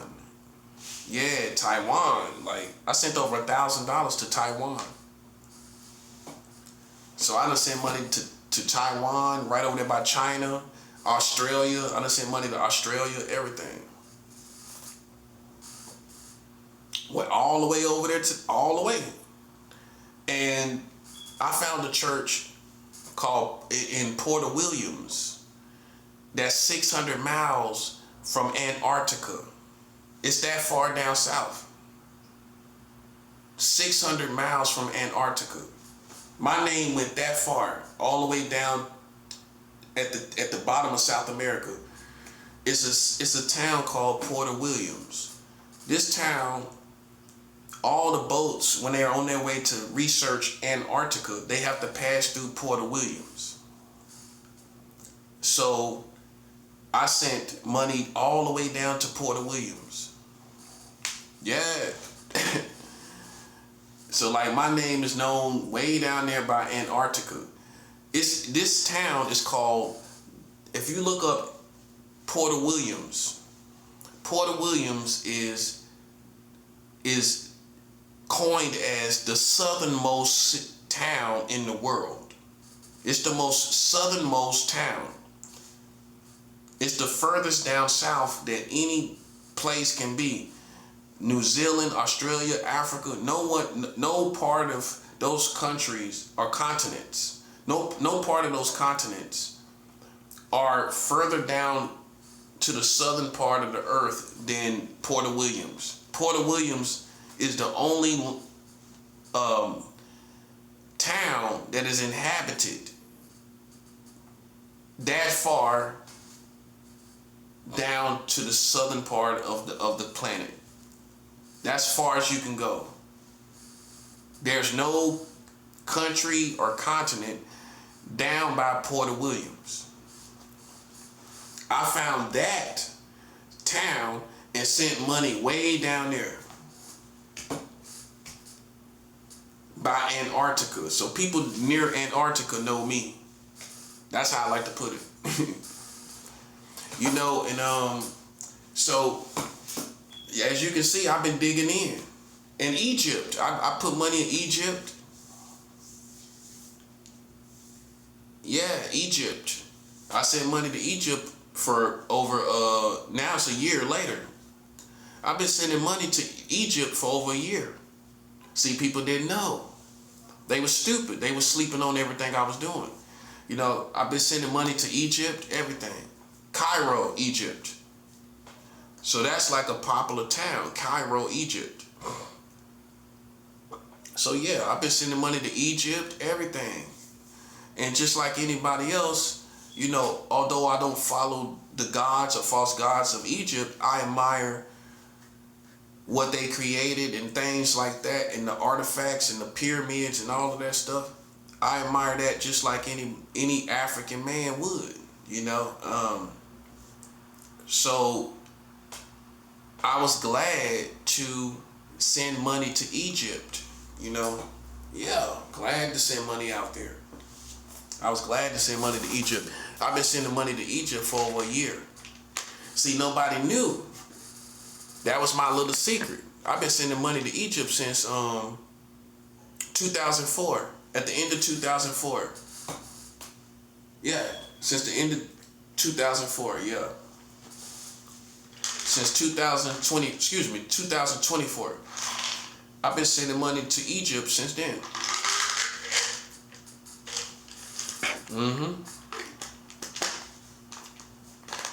So that's why it's a no-brainer, man. How they gonna stop all that power?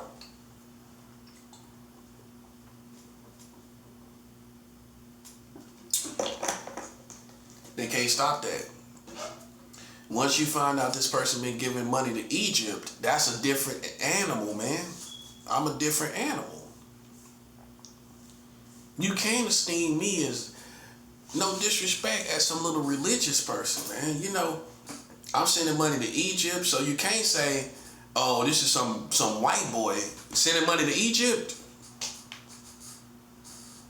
You esteem, and if I was a white boy, there was nothing wrong with that. I'm just saying, you know, how people stigmatize it, you know what I mean, and demonize it, you know. But I am part European. I'm part Balkan, where that's where the Vikings come from. So I'm not just European like English. I'm part Balkan, which is the Vikings stayed in the Balkan area.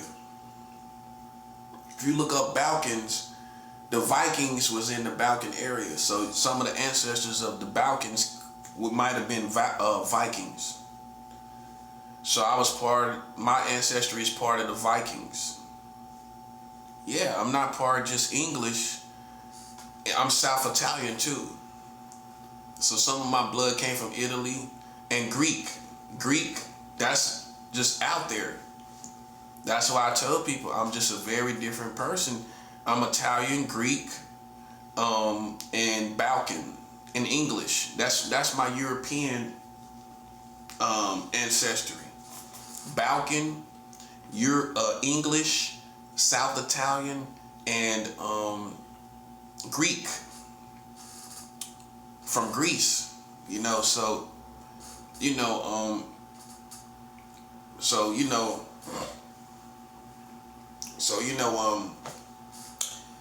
yeah, Balkan, that's where the Vikings, some of them were Vikings.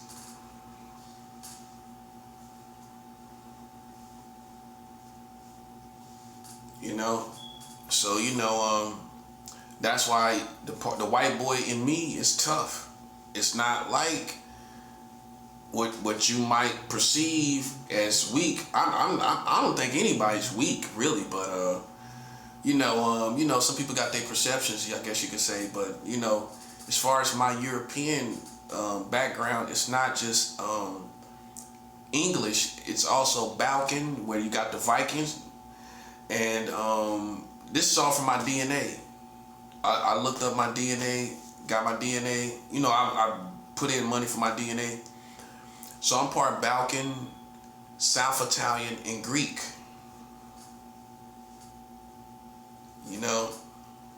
And English, where you got the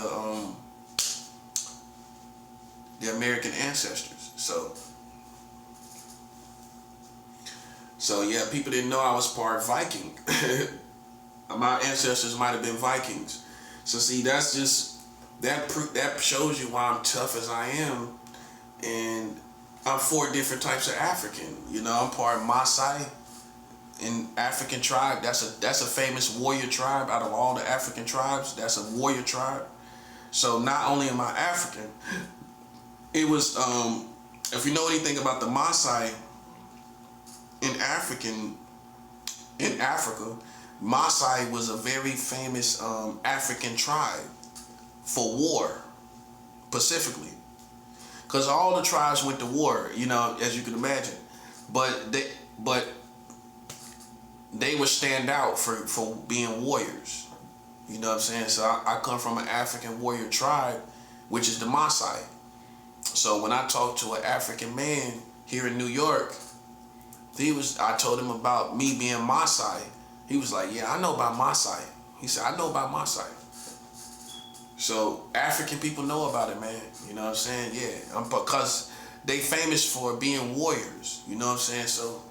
So it's one thing. See, even when you talk about being African, you know, I can show you that I'm part of the African. I'm an African war.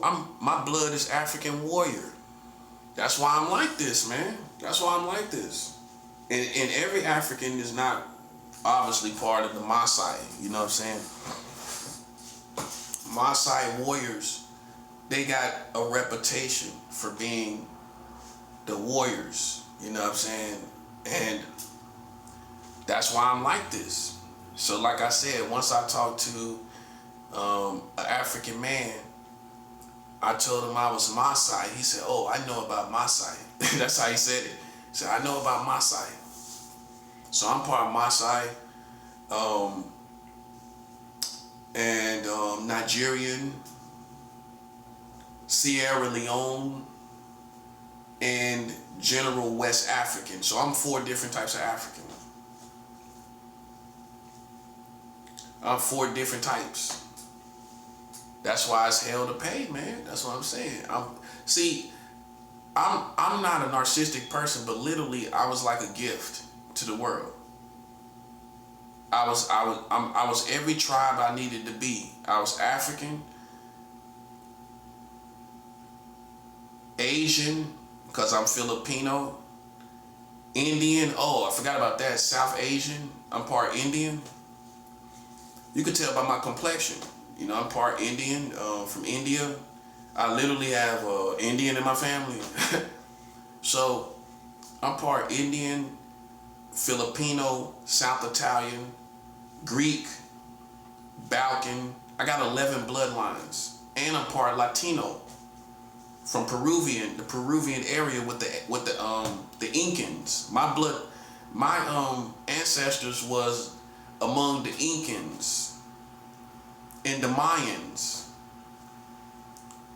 So that's where my bloodlines come from, the Incans and the Mayans, you know. And I talked to a South American woman, and I told her, I was like, yeah, I'm part Andine and Mesoamerican.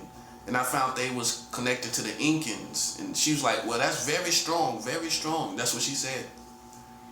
So I talked to all different tribes of people and tell them the different parts of me, you know, particularly with Latino and African, you know. And I talked to a person and they told me, yeah, you know, I talked to this one, I was like, I'm part Incan. She was like, oh, that's strong. Incan and the Mayans, everybody know about them. So that's where my bloodlines is from over there. And also, they were warriors too. You know, so when you put it together, the Maasai tribe, part Incan, that's why all of this happened to you, because you stepped on a lot of bloodlines. And that's what Americans don't want to admit. You stepped on a lot of bloodlines, and it's hell to pay, you know what I'm saying, from all the bloodlines, man. You know what I'm saying? And like I've always said,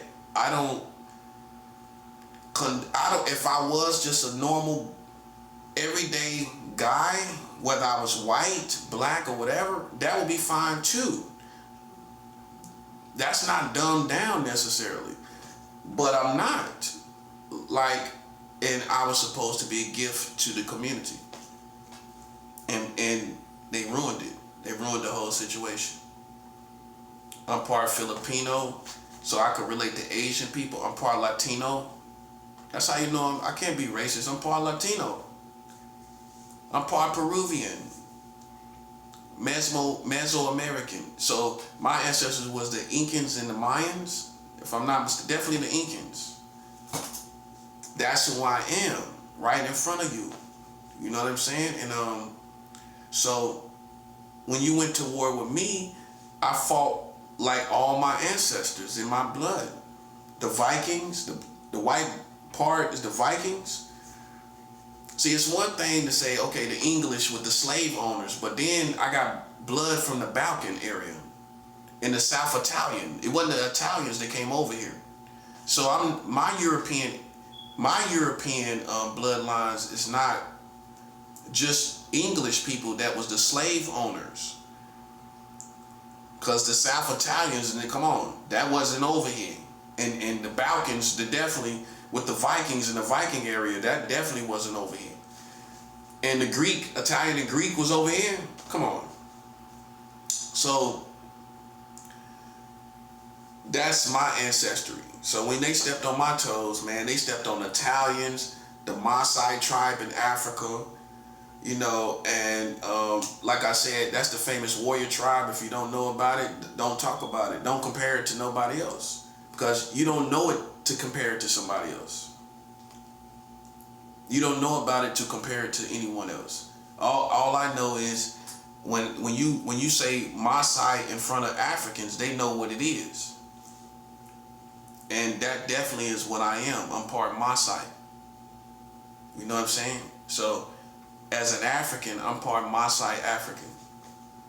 And a lot of people are not Maasai, you know, because Maasai is more East African. Maasai is more East African, and most people that came from the transatlantic slave trade. You came from more West African, where you get Nigeria, you know, different places in West Africa. But I also have almost East African, because where the Maasai tribe come from is right below Egypt. Egypt is north of the Maasai tribe. So the Maasai could go straight to Egypt. All they had to do was go north and they would go straight to Egypt. It was right above the Maasai tribe. Okay, that's where I was at. That give you an idea where my bloodline was at. You know, so all my family wasn't just West African, they was East African too. You know what I'm saying? So, you know, that's why you gotta go check your bloodline, because you don't really know. You just assume that you're West African, but because that's a good educated guess based on history. But like I always like to say, if once you check your bloodline, you're gonna be surprised at the other bloodlines that you see. Like I would have never guessed I was Asian, part Asian.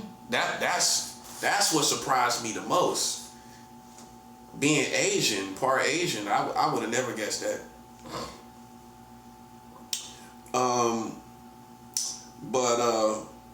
Yeah, you know, I was surprised about the Maasai. I like the Maasai. I admired that. You know, when I found out the history, that made me really take pride in my African bloodlines. Maasai, the most, you know, because it's original. You know, I never heard about nobody talking about Maasai. Yeah, so that's who I am. That's who I am. That's who you see in front of me. This is who you see in front of you. So I found a church in the Kenya area where the Maasai community is at, and I sent money out to Kenya, and since I've been here, and that's basically where the Maasai were at in Kenya. A lot of the Maasai was in Kenya. And so I found a church out in Kenya, and hooked up with them and sent money to Africa. I did that since I've been here. Since I've been here in this room, I sent money to Kenya and Africa. It's not a game. I done sent money to Africa, Jamaica. I sent money to Jamaica, Africa. It's not a game. Taiwan, all of this. I just bombed first. You know what I'm saying? Now America coming out here in the world. But in the words of Tupac Shakur, I just bombed first. That's what I did. I didn't wait in the sense that I didn't just keep this situation national between me and America. I went and I joined the world and brought everybody into this war. That's bombing first. I bombed first. I came out here to Egypt, Africa, you know what I'm saying, Jamaica, everything, South America, everything. Before they could even figure out what I'd done, I already bombed first. You know what I'm saying? That's why all this stuff is happening. You know, then I sent money out to the Middle East. I sent money to Jesus' hometown, which was Nazareth. Nazareth in Israel. Nazareth, Israel. Yeah, I found a church in Nazareth. I'm not playing games. I already sent money to Nazareth, where Jesus Christ was at. I can actually say I sent money to where Jesus was at in Nazareth. I found a church in Nazareth and sent money there. That's why. Can you imagine how God is looking at this? What I'm doing? It's not a game, bro. It's not a game, man. That's why, man, you really don't know what you're doing. You don't know what you're doing, bro. Because there's no point of no return. You know, you find somebody giving money to Nazareth, that's the punchline right there. Out of all the places, you sent money to where Jesus was living at? Where he was living? Nazareth? Yeah, man. That's what I'm saying, bro. Like, that's the punchline out of all the places I sent to. Now you can see I'm not playing any games. You can see I'm not in a false religion because I sent money to where Jesus Christ, the Messiah, was from. Okay, so it's nothing spooky, crazy, kooky here. You know, if anything, all I follow is this word, the Bible. That's all I follow. I don't follow the hearts of man. Men are deceptively evil. You know, they say they Christians, but they don't live it. You know what I'm saying? I expect you to live it. That's about, at least try to live it. I got more respect for a person that's trying. You know what I'm saying? At least this person is trying to live right. You know, I look at it like that. It's half full instead of half empty. At least this person is trying to live right. You know, as opposed to people that ain't even trying. They ain't even trying to live right at all. They doing whatever they want to do, however they want to do it.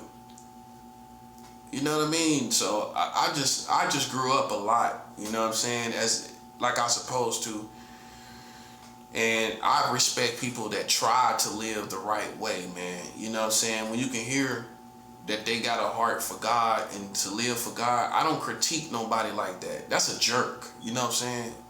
I don't critique somebody that is really trying, you know, really. Like, I've been sober for 2 years. I ain't smoked no weed. I ain't smoked no cigarettes. You can't tell me I ain't trying, buddy. That's all I'm saying. You can't tell me I ain't trying. You tripping. You definitely tripping. You can't tell me I'm not trying. I'm doing it. I'm beyond trying. I'm doing it. 2 years clean. And some people want to stop smoking cigarettes. That's the main thing right there. Besides the weed, people want to stop smoking cigarettes so bad. Because it's a hellacious habit, boy, I tell you. Smoking cigarettes is a hellacious habit. It really is, man. You be nicking for that nicotine. Like we say in the South, you be nicking. You be nicking for that nicotine, man. You know what I'm saying?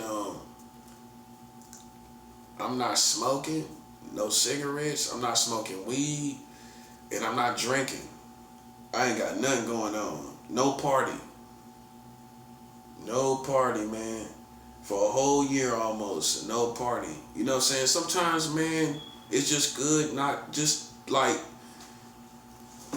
I can't respect you until at some point you sober as a man.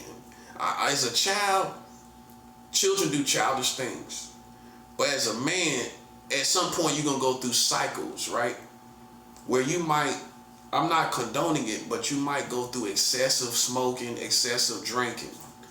But then at some point your cycle gonna evolve and revolve better to say, and you're gonna revolve around to sobriety, enjoying your sobriety, getting up in the morning, taking your vitamins, eating a good meal, and enjoying your sobriety as a human. See, the reason why many people don't enjoy your sobriety because you really don't have good teachers in America. You'll go, if for example, if I started a rehab, this is what I would do. I would have people take vitamins and take smoothies, things to get you rejuvenated and get your energy up. What people do is dry out and feel like crap because they're not taking vitamins. So you really can't enjoy your sobriety and know what it consists of if you're not getting all the vitamins.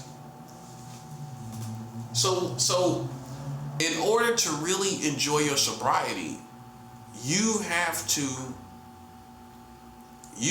to have your vitamins and eat good meals. That's the only way you're gonna enjoy your sobriety, and it's like that in that order. You gotta take your vitamins. You gotta eat good. That's the only way you're gonna enjoy your sobriety. That's why people don't enjoy their sobriety, cause you don't know what to do. You dry out, and then you dry totally out, and then you barely eat. You feel like crap. And at least when you ate like crap, when you was getting high and drinking, you felt a good feeling from the intoxication. But when you sober up and you ain't eating good, you're gonna feel like crap. I am convinced that some people, glory to God, glory to His name. I am convinced that some people are not happy because they don't enjoy their sobriety because they're not doing the right things. They're not taking their vitamins, right? People will dry up and then do nothing. Okay? You can't just dry out. You gotta take your vitamins. You know what I'm saying? You got to. That's part of your sobriety. You got that part of your sobriety, enjoying your sobriety, is getting them vitamins in you. You know what I'm saying? You got to. You know what I'm saying? That's why I enjoy it. You know what I'm saying? I take my vitamins and everything. I feel great. I feel good. You know what I'm saying? I ain't gotta get high. I ain't gotta drink. You know what I'm saying? I feel good. You know what I'm saying? But if I didn't take no vitamins and I wasn't doing right, when I am eating and I wasn't doing right, you're gonna feel like crap. You know what I'm saying? You gotta take your vitamins, and you're gonna feel so much better. You're gonna enjoy it. You're gonna cherish that feeling because it comes with a strong sense of well-being when you take your vitamins. You're gonna be like, oh, I feel great. I feel good. I don't feel depressed. I feel up in my spirit. And that's gonna come from vitamins, not just being sober. See, how you're told in the world of rehab is that when you sober up, you're gonna feel great. No, you're not. If you don't, you're gonna feel great about your achievement, but physically, you're gonna feel better, clean, and taking vitamins. That's the difference. If you don't do that, you're gonna just be dried out and feel like crap. Best way to tell you. I'm telling you. And now I realize why rehab failed. They supposed to give you all type of vitamins when you come into rehab. Like, yo, take this. This is a multivitamin. Take this. This is gonna help you. This gonna help you enjoy your sobriety. When you tell somebody that, I'm like, okay, I'm gonna be a little more proactive about it. I'm gonna be like, okay, B12, all these different vitamins. If I take these, this is how you enjoy your sobriety. Yeah. Now you're gonna be like, oh wow, I do feel better. I feel more energetic, everything. I got a sense of well-being. I'm more happy, everything, because I'm taking these vitamins and I'm clean. Like, wow, I never knew. Exactly. Because these people ain't telling you, man. They ain't telling you. They throw you in a drug rehab and they don't tell you to take vitamins, what you need to feel sober. I mean, to enjoy your sobriety.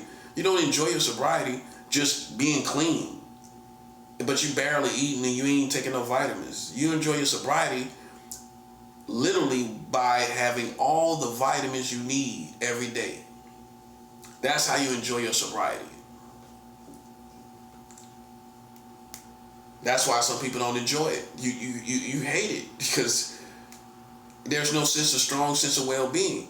You take your vitamins, you start eating good, you're like, wow, I feel great. Working out too. But definitely vitamins and eating good meals, that's gonna make you feel a strong sense of well-being. It do wonders, man. Wonders you couldn't even fathom. You like, wow, I do actually feel better though. I do feel better. So I learned, God showed me. I didn't learn on my own, He showed me. Like, this is how you enjoy your sobriety. Take your vitamins. Eat good. Take smoothies. You know, so it's just like, you gotta understand, man, like, this is who I am. This is what I consist of. And, you know, like, He's not giving people a pass, bro. He's not giving people a pass because America played so many games and they had a chance. They had fun playing the game. Let's call it how it is. They had fun playing these games with me. They had fun. Like I said, like I always like to say, nobody does nothing they don't think is cute. Especially in this context. You wouldn't do it if you didn't think it was cute. You think you're being cute, right? And maybe now you might feel a little different about things and or whatever, but you thought you was cute in the beginning. Okay? And now you see it's not a game.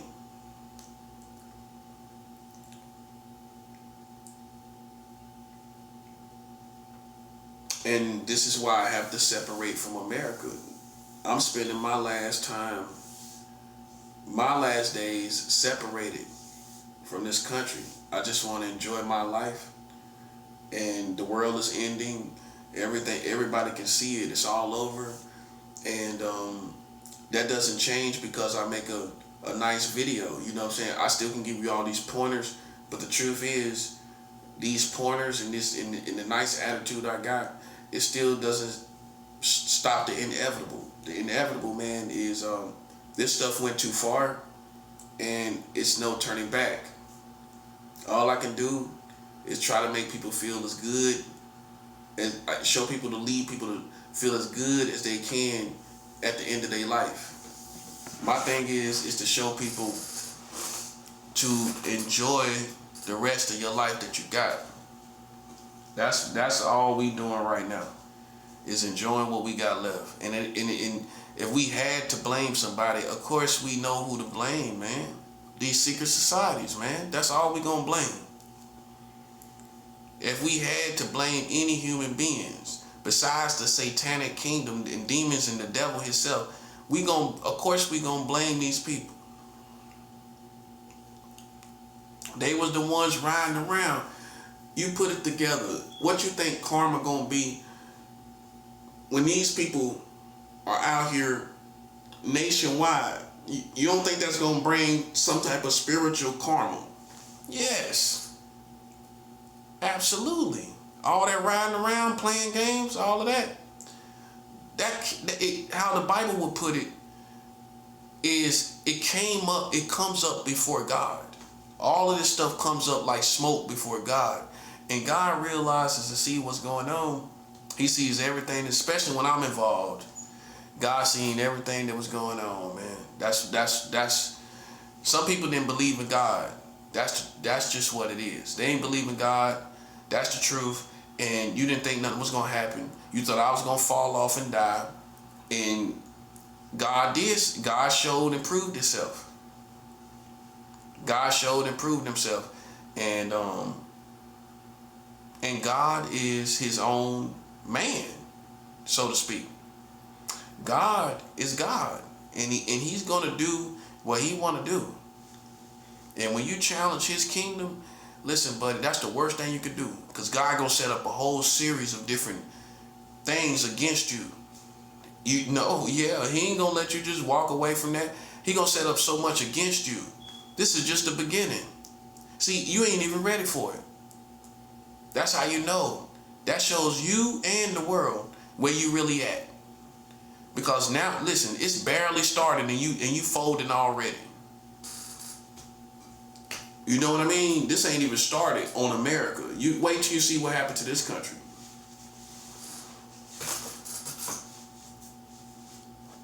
The worst thing you could do is play a game with God's kingdom. That's the worst thing you could do. Because I know my God. You know what he gonna do?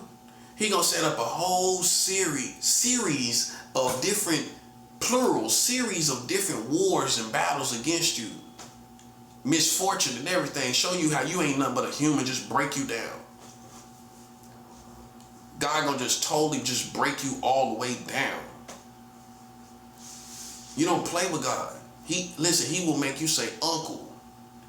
I'm telling you, he will make anybody say uncle, bro. The worst thing you could do is challenge him. Challenge his kingdom. And low key, that's what they did. They indirectly tried to challenge God to see what would happen. Now, God gonna send you through a series of destruction to prove his point. I'm gonna break you down here. I'm gonna break you down there. I'm gonna break you down here. I'm gonna break you down there. I'm gonna show you all this stuff that's gonna happen, and it's coming for you. It's inevitable. It's gonna happen to you. You see what I'm saying? See, most humans that's weak, you think it's gonna be a way out eventually. You think it's gonna be some kind of way, even though you know it's coming. You think you're gonna get out of it, cause you might come from an entitled family. You might, you come from this entitled family. You might, you used to getting out of stuff. Not this time. I'm gonna tell you another thing about God. He ain't listen. It may fit the listen. You might eat good, feel good, and you might feel good feelings. You ain't gonna get out of this. You ain't gonna get out of it. Nope. God don't play no games, buddy. Just like the devil don't play any games. But he's nowhere comparable to God. The devil don't play games. Can you imagine God? God is, listen, this stuff is deep, bro. You can't play with the devil. He plays chess. The devil plays chess. God plays chess better than the devil. When you play with God, now you see what I'm saying? You play with his kingdom. Now you see what I'm saying? Not church people, not religious people. Get all of that out your mind, because the American church you see is one style of Christianity. You go to Africa, you don't see none of that. You go to these different countries, you don't see no same thing what you call church as you know it.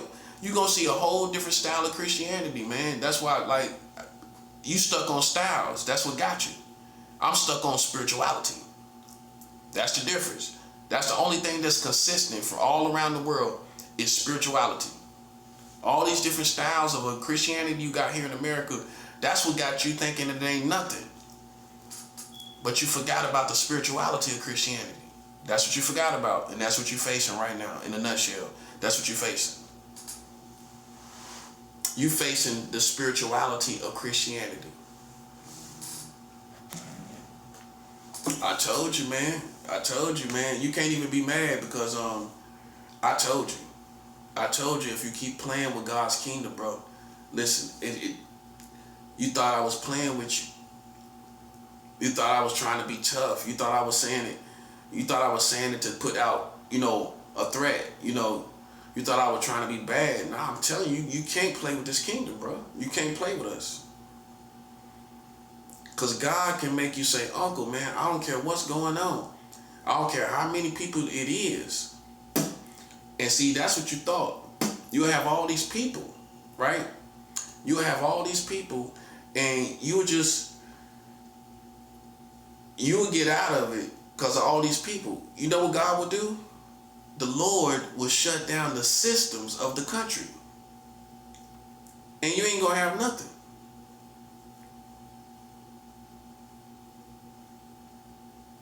Once he shut down the systems, it don't matter what you're doing now. That's what happened. That was the decision, to shut down the systems. And that's what's happening. That's why all of this is working to do that. This is the end, man. And a lot of people ain't built for the end of the world, man. I'm telling you, they not. If you wasn't a soldier before, you ain't gonna be built for it at all, man. You ain't gonna be built. You gonna fold. Many people gonna kill themselves. You know how many people gonna kill themselves? Millions, man. Millions gonna kill themselves. I don't think you realize this. Millions of people are going to kill themselves. They gonna fold when they realize the end of the world is real. When it dawned on them that the world we once knew is gone, and it ain't coming back, and you can tell it's not coming back, and it's all gone, they gonna kill themselves because the world as they know is gone.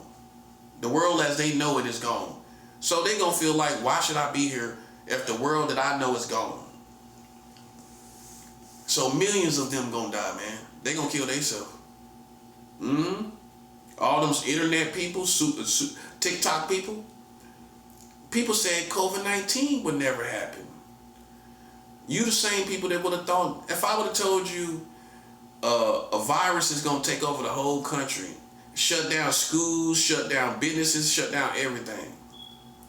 That's what I want you to look at, the shut down part. Shut down schools, kids couldn't even go to school. Let's not forget that part. Kids couldn't even go to school. Let's not forget. The whole society started to shut down. And the only thing that saved you was a vaccine. If you didn't have a vaccine by now, after 5 years of COVID-19, this country would have been gone, bro. Don't you realize how close you was to death? As a whole country. If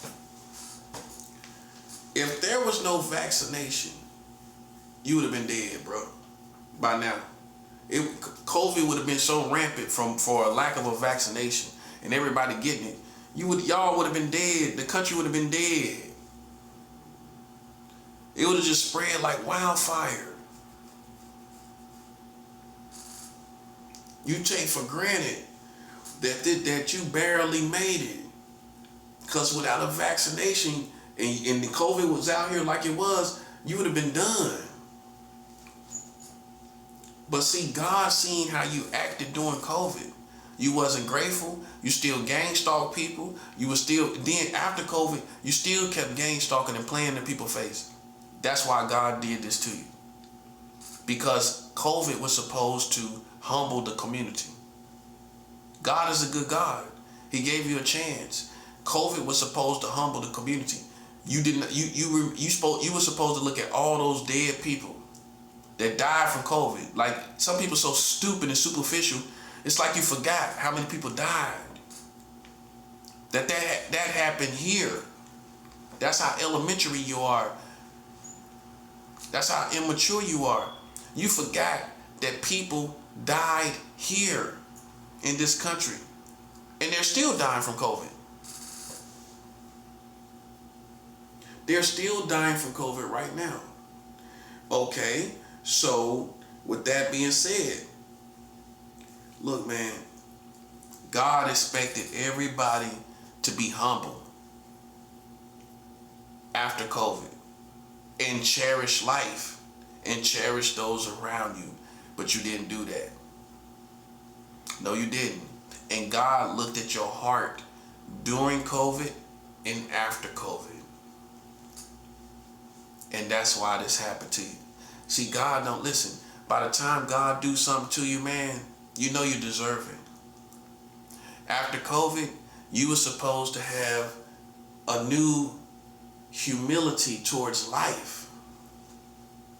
But you didn't. You still gang stalked. You still played games. You still did all kind of stuff.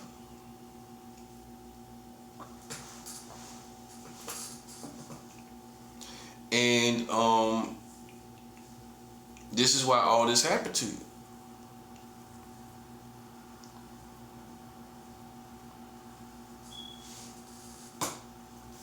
Okay? This is why all this happened to you. Okay? So that's why, life is not a joke. Once God gets involved, now you know who he is. Once God gets involved, it's over. All this crazy maniac stuff out here, it's over, bro. That's over. That's not America, man. That's crazy. That's a maniac. That's a maniac, bro. That's not the country we grew up in, man. That's over. You let maniacs run the country, and that ain't killers and thugs and gangsters. That ain't cool people that you want to be around. That's wild maniacs. You know what I'm saying? And the thing about it is, they ain't even killers. That's what make it so bad. They not killers, bro. They ain't got that in them, man. They not built like that, bro. I promise you they not. Those are maniacs, man. Those are people that's maniacs and got antisocial personality disorder. Thinking they hunting people and everything. They think they playing with me. They think I'm stupid to it. But I'm winning. You know what I'm saying? This country is almost shut down. And I separate from America. I separate from America based on all that you have done. Based on all you did. This is why. This is why I separated from America. And so it ain't so, you just another country to a prophet. To me, you just another country. It ain't nothing you can do with your technology. It ain't nothing you can do with your society that will impress me like God impresses me. You can't leave an impression like God. Okay, so then you forgot that I got a relationship with God. You ain't gonna impress me to where, no, not really. I got a relationship with God, buddy.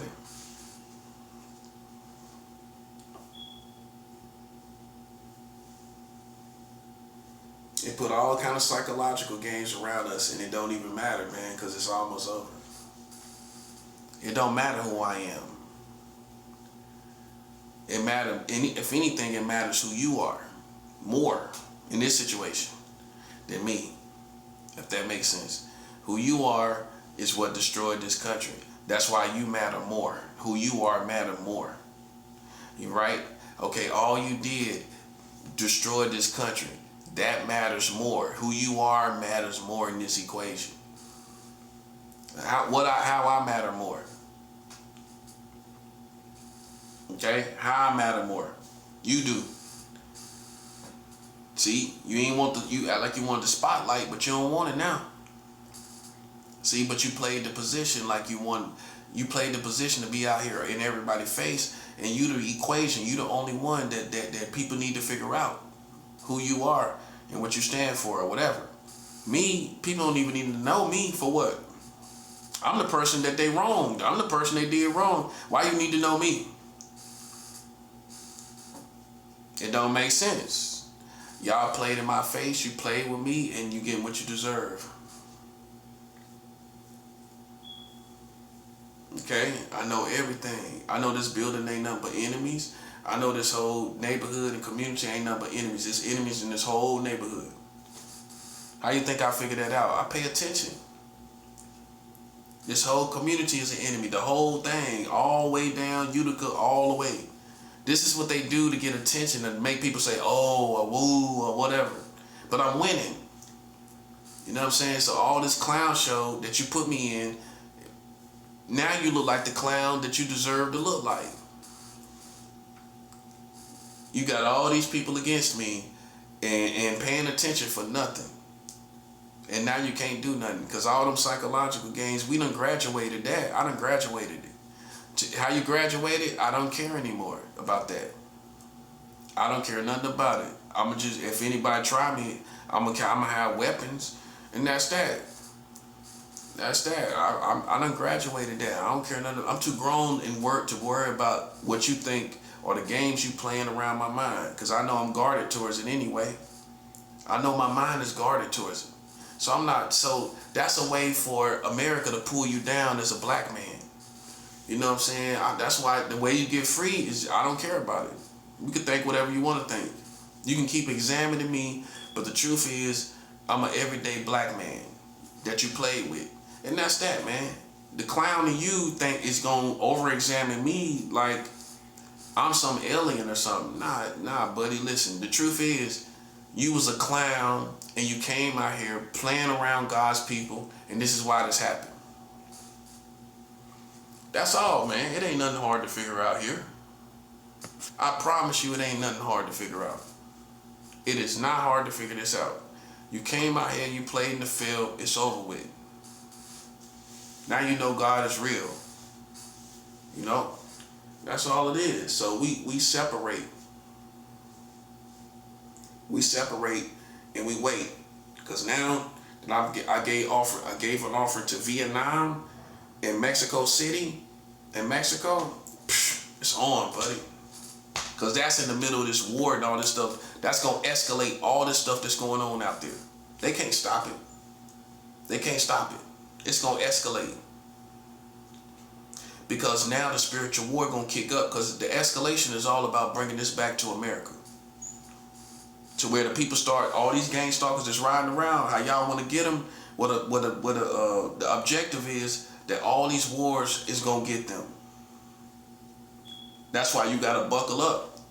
Because if you're around roaches, how you going to burn them? How you going to get them? It's got to hit your environment. This stuff got to hit your environment. The war's got to hit your environment to get them. And that's how we know who is built for war and who is cowards. And people that's just not built for this. Because we going to have to go through a little something for them to go through what they need to go through. We going to have to. You ain't going to be unscathed. Me or you. We going to have to go through a little something for these people to get it. You understand?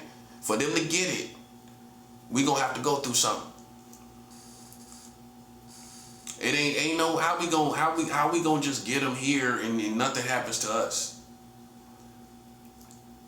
How we going to just get them here and then nothing happens to them? I mean to us. Can I tell you how far it's going to go? I don't know. I haven't been told. But I know that this stuff got to fall to get them, to get the roaches. Sometimes to get the roaches, you got to burn the house. You got to condemn the whole house. It's so infested. These secret societies is so infested in our community. You got to condemn the whole community, man. You got to condemn the whole community. It's too infested with these people, man. It'll be different if they wasn't everywhere, but they prided themselves on trying to be everywhere. They prided themselves on trying to be everywhere, right? So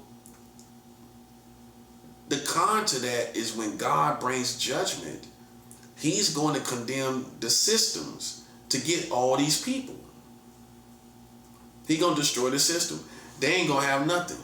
And many of them are not going to want to live anyway. You're going to be good as dead. I mean, you ain't going to live in the same world no more. That's death in itself. You ain't going to live in the same world no more. It's already gone. All this stuff happening, everybody know it's changed forever. Everybody know. A blind man can see it. You ain't even got to have high intuition. You know, the everyday person can tell, man, this is over. Let alone the spiritual person. So it's already to a place where it's a point of no return. It ain't gonna never be like it was. See, this is why I tell people, you can't do evil and expect a grand and dandy kind of world. You can't do evil and expect this beautiful world and nice, happy world. You know what I'm saying? It don't work like that. You can't do evil in a community and expect this beautiful, nice world. It doesn't work like that. You know what I'm saying? And that's all that's happening. The people done turned evil. The world is evil. The community is evil. It's over. It's all over. You can't do evil and have a beautiful world, man. You can't have evil and then talk about good vibes only. Good vibes only. And them, I promise you, it'll be the same people. Do evil and talk about good vibes only. Doing evil, talking about good vibes only. Man, come on, bro. Listen, let me tell you something. You played me to be retarded, and you the one look retarded. I promise you do, bro. I promise you do. You couldn't have thought that about me. Not with a straight face. You couldn't have thought that about me. Listen, man. That's people that don't. I would say that's racist white people and stupid black people that can't tell when a man has different ethnicities. I'm not black. I'm not totally black. So then I don't look like a totally black man. Wake up. I'm not totally black. I just told you. I showed you why I'm not. So then this is how it's supposed to look. And you look retarded for not knowing. So man, look, man, let me tell you something, bro. Let me tell you something, man. You see what I mean, right? So it's just like, now, man, just like when somebody's about to die in the hospital, man, you know they about to die. I just try to tell people, man, just try to live out the best of your days, man, the most comfortably as you can, man. You know what I'm saying? Try to take it day by day from this point and try to live out life the best way you can, you know what I'm saying, and enjoy every day. You know what I'm saying? All these future dreams, that's out the door. That's out the window. Don't think about that. Think about cherishing every day, thinking about every day in a positive way, in good way, and live and put your best foot forward and try to enjoy every day that you have. That's what you got to do at this point. Enjoy your family, enjoy your friends, everything like that. All this stuff that how they think they gonna do something, they gonna be, listen, the people riding around thinking they gonna do something, they gonna be so disappointed when all this is shut down and it's nothing. That's what's about to happen. God is gonna shut down the systems. I'm telling you, this is a prophet. That's a prophecy. That's a prophecy. God is going to shut down the systems. See? Hit different when I tell you it's a prophecy. It's a prophecy, man. The systems are going to be shut down in America. And that's why, this is why I keep trying to talk to idiots, man, to sit down, man. Ain't nobody impressed. Nobody don't think you real. Nobody don't think you tough. We black. You ain't gonna never. We Americans and black. Nobody gonna think you cool, man. You don't think we see you stupid and lame? We know that. We can feel that and see that. Ain't no real ones gonna be out there like that. That's mental sickness all day. That's maniacs. That's a maniac, bruh. Riding around beeping horn, that's a maniac, bro. That ain't no cool killer. That ain't nobody that impresses Americans. They can read through that and see you lame. You just a lame maniac. That's what you a lame maniac, ain't you? A lame maniac. That's awful. But that's what you are. know, you met your match. You played with God's kingdom. You made the worst decision you could have made.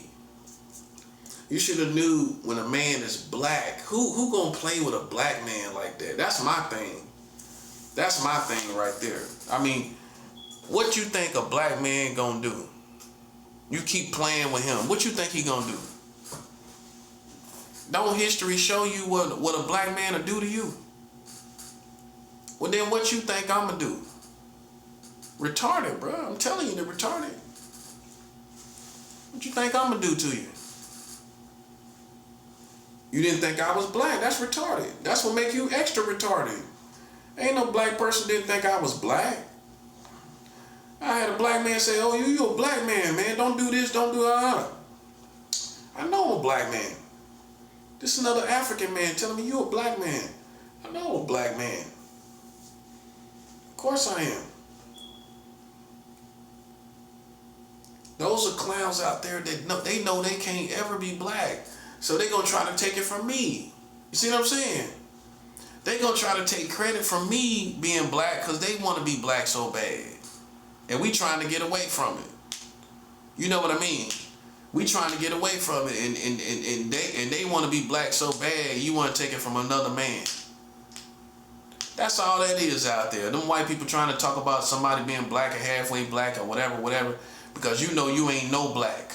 You know what I'm saying? So you gonna try, you a player hater trying to come over here and try to take it from me. Me and you are not equals. That's all I want you to understand. Me and you are not equals in any sense of the word, form, or fashion. We not. That's why, like, that stuff ends. I don't care what you do. I don't care what you see on my mind. I don't care about that. I graduated to where I don't care nothing about that. That's how we beat them people. I don't care nothing about what you talking about. I could care less. I'm free. I'm glad you losing. I'm glad this country is almost gone. I'm glad you hate it all around the world. I'm glad all of this is happening. You should have knew that. You know, you think I ain't gonna be happy about this? I'm absolutely ecstatic. I'm ecstatic about this. That's a word that describes me, ecstatic. I'm ecstatic about all of this. You know what I'm saying? These people suffering. They getting what they deserve. You know what I'm saying? I lived here in Brooklyn. You can't put no fear in me on Utica Avenue. I lived in Bed-Stuy in East New York. I was in East New York. How you think you gonna install fear in me somewhere here on Utica Avenue? This ain't the hood. Not to me. This ain't the hood. No. Man, no, bruh. Man, I done been in Bed-Stuy, East New York. That's the hood. You know what I'm saying? Come on. You know what I'm saying? Stop playing with me. I lived in Harlem and everything. I lived in Harlem. This ain't the hood. You ain't fooling me.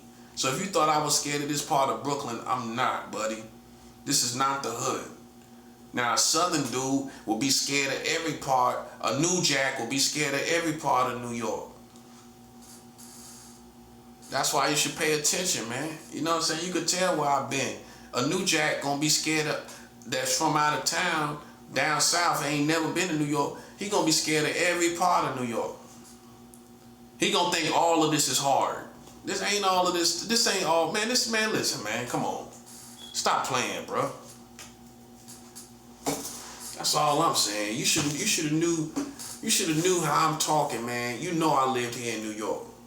I lived in East New York, Brooklyn, Bed-Stuy, you know, all over there, man. Harlem, everything. Staten Island. I was out there where Wu-Tang from. I was staying in Staten Island. Oh, they didn't tell you I was staying in Staten Island, catching the ferries. I was doing all of that. Oh, they didn't tell you that? I was over there in Park Hill. Over there by the Home Depot. If you ain't from there, you don't know. I was over there by the Home Depot, man. You know what I'm saying? I was living over there. Chilling over there, drinking over there, everything. Living over there in Staten Island by Park Hill. By the Home Depot. I stayed in the neighborhood in front of the Home Depot. So everybody know from Shaolin, what y'all call Wu-Tang called Shaolin. Everybody know where that's at. So I was deep in New York. I stayed in Staten Island, everything. So that's all I'm saying, man. Like, stop playing with me, bro. Utica, stop playing with me, bro. When I'm talking about Harlem, I'm talking about East New York, I'm talking about Staten Island. Stop playing with me, bro. This building, stop playing with me, man. I told you I stayed in Harlem, East New York, Brook, Bed-Stuy, you know what I'm saying? Staten Island, stop playing with me, bro. You know what I'm saying? That's what I'm saying. See, I know once I do a crime, I'm going to jail, bro. That's what I'm saying. That's why I don't make no mistakes. Because I can prove it to you. I can prove it and get it in and just do it, But I'm going to prison after that. Directly after that. I'm going to jail, then prison. I know how this go. That's why I ain't making no mistakes.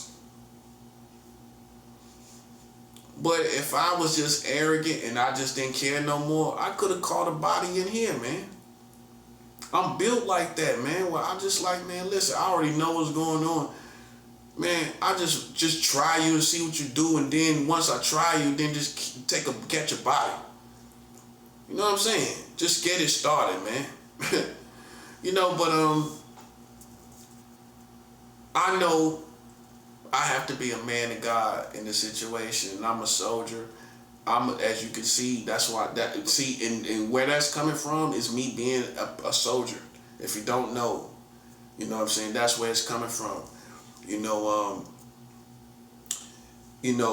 But I decided to do it the spiritual way by using spiritual weapons of fasting, giving offerings. So people that think that, if you really listen, I'm talking about using spiritual weapons all the time.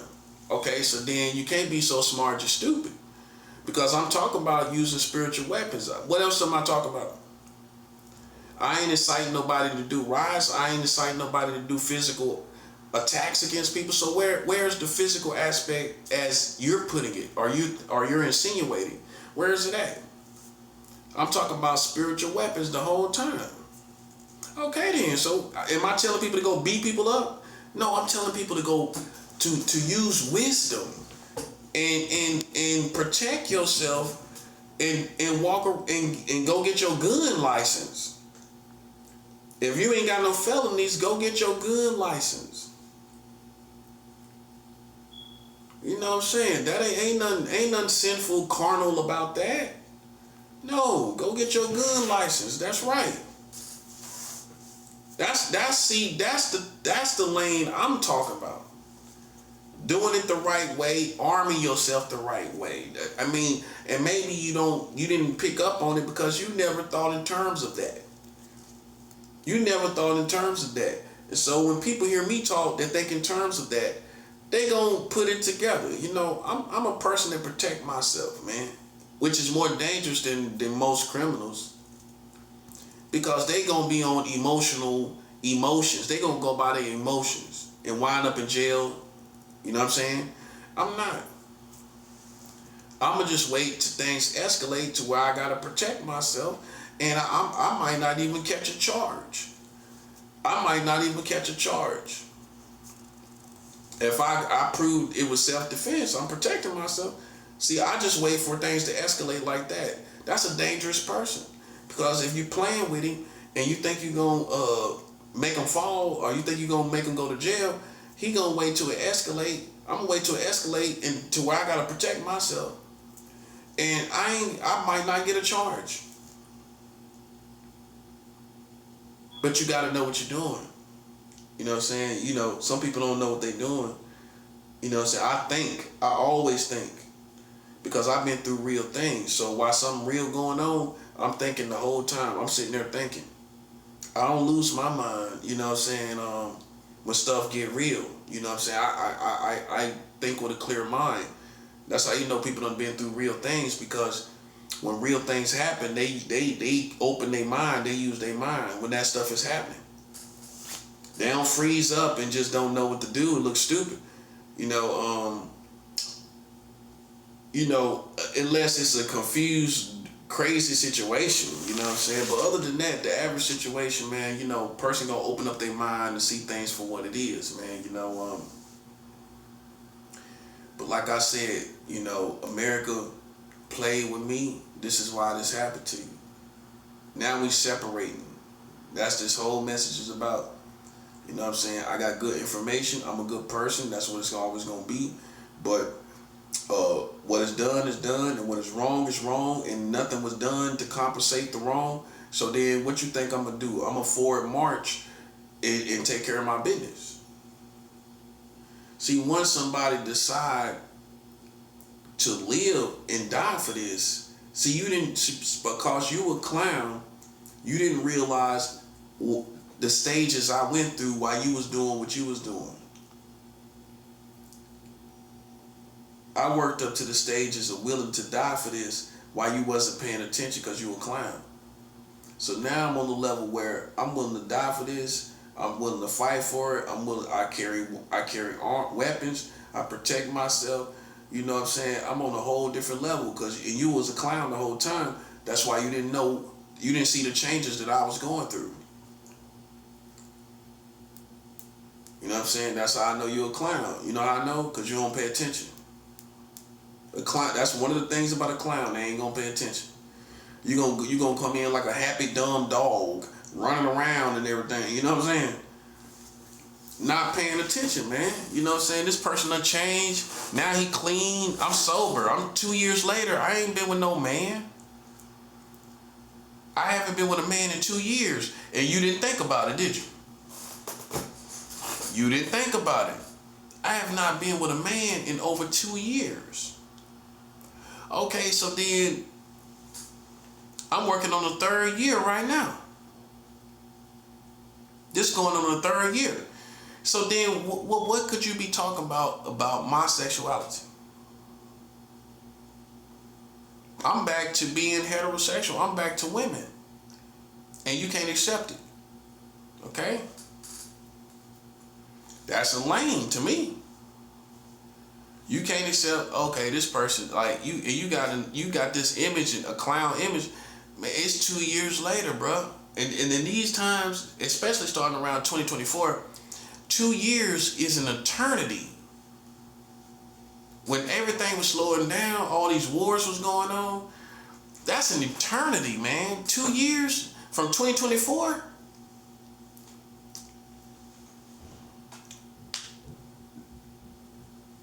That's what I'm saying. And it's 2 years later. I ain't smoking no weed. I ain't having sex with no dude. You can't say that. And then I ain't having sex with no woman either. This month will be a year that I haven't had sex. You know how long it's been since I ain't had sex in a whole year? You know how long it's been? I can't even tell you. I mean, let's see here. Let's see here.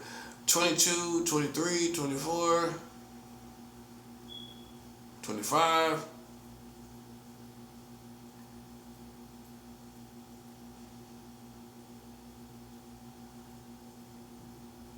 26.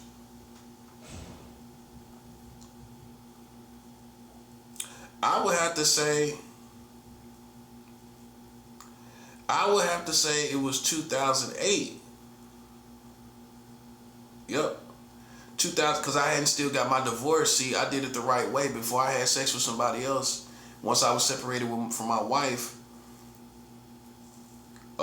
I got my divorce. I didn't have sex with nobody until I got my divorce. See, I played my cards right. Once my divorce was official, then I started thinking about somebody else. So I didn't get my divorce to July 2008, right? So that's already half the year. And I didn't have sex with anybody to until 2009. So 2008 will be the last year that I probably went a whole year, which would be what? 8 years ago. No, excuse me. 2008, that's 18 years ago. 18 years ago, man. This is the longest I've been without sex in 18 years, buddy. I ain't go without sex a whole year.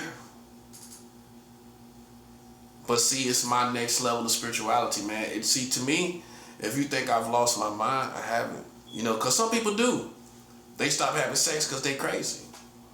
That's one of the first signs of somebody being crazy. They don't want to have sex no more.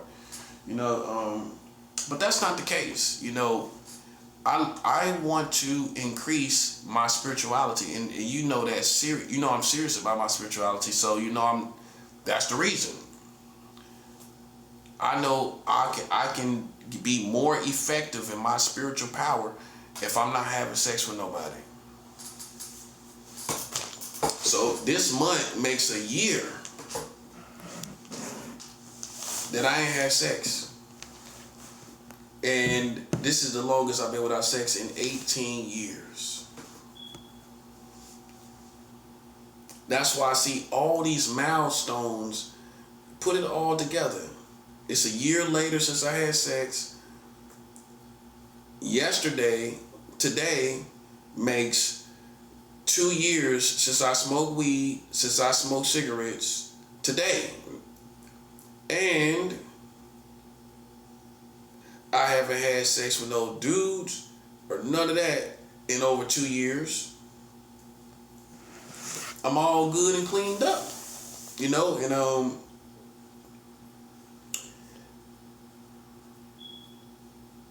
the worst thing you could do is challenge me, and I'm clean like this. I'm trying to tell you, listen, buddy, you a clown that ain't paying attention. You not paying attention, bro. I'm so clean, buddy. Now you can die playing with me. I'm too clean. I'm too clean. See, if you didn't understand, when you don't understand spirituality, right? You're gonna walk. You think you're a professional, but you're an amateur. You know why? Because you don't understand this side over here. When I'm clean, bro, I listen. I can burn through your whole life when I'm clean and you playing around me. I can burn through your whole life. Yeah, you can't say nothing about, ain't none of these people can look down on me and talk about some sex. I ain't had sex in almost a whole year. What you talking about? So then a real Christian gonna say, well, he ain't doing it no more. That's common sense. Case closed. I ain't talking about it no more because he ain't doing it no more. Okay, case closed.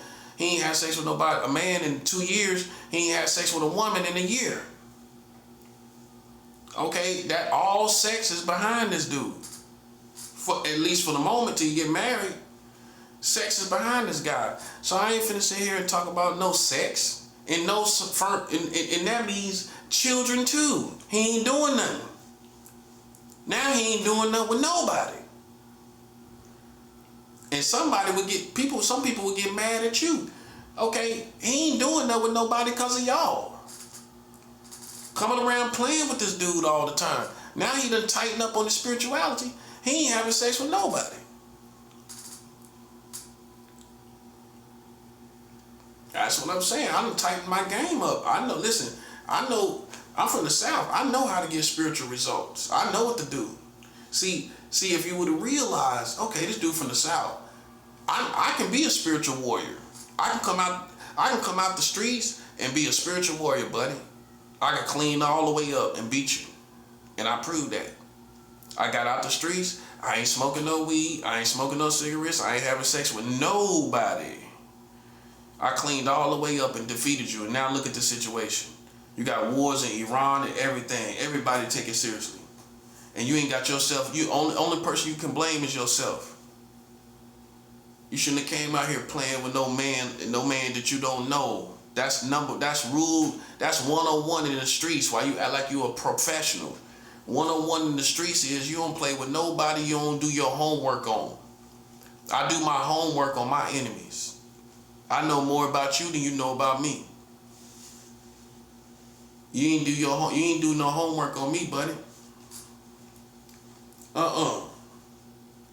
You ain't know I was a spiritual person.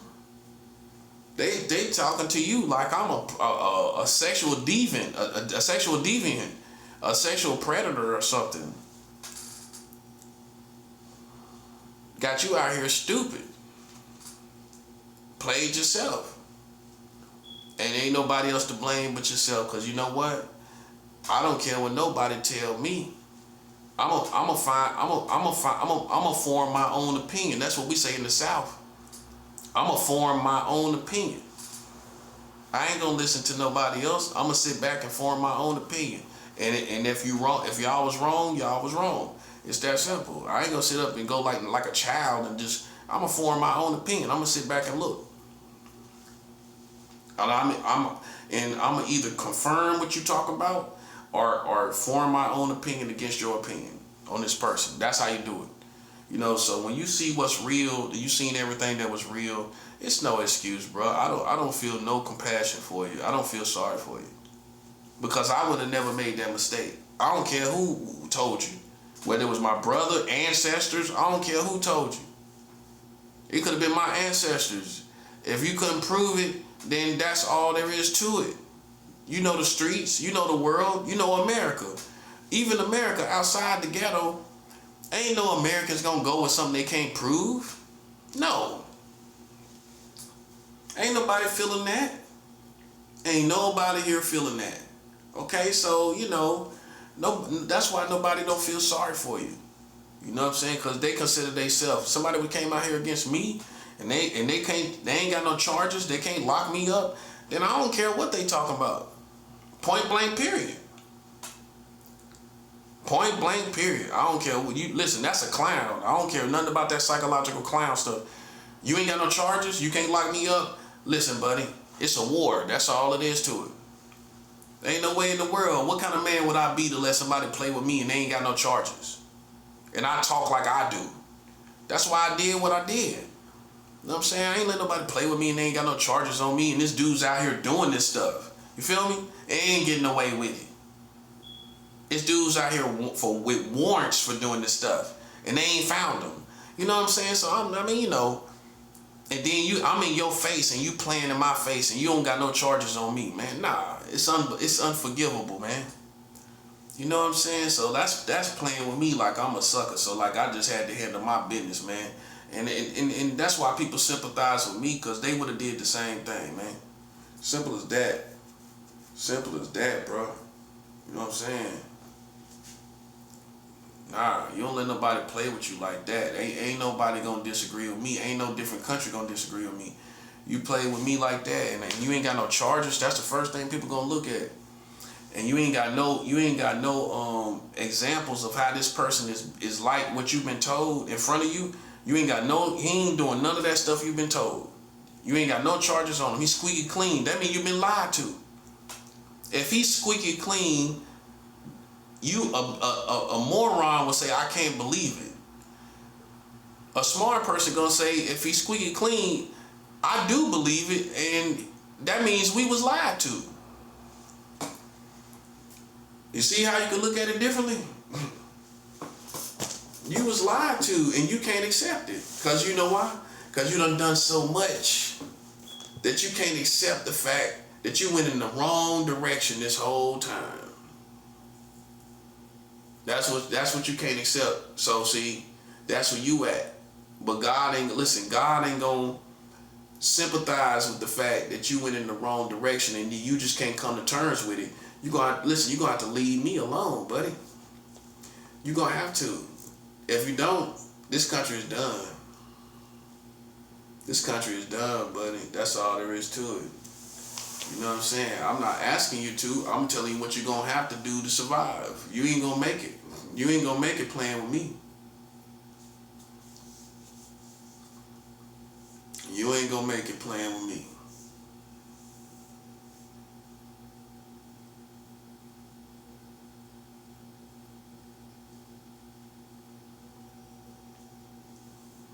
So man, man, that's how I see it.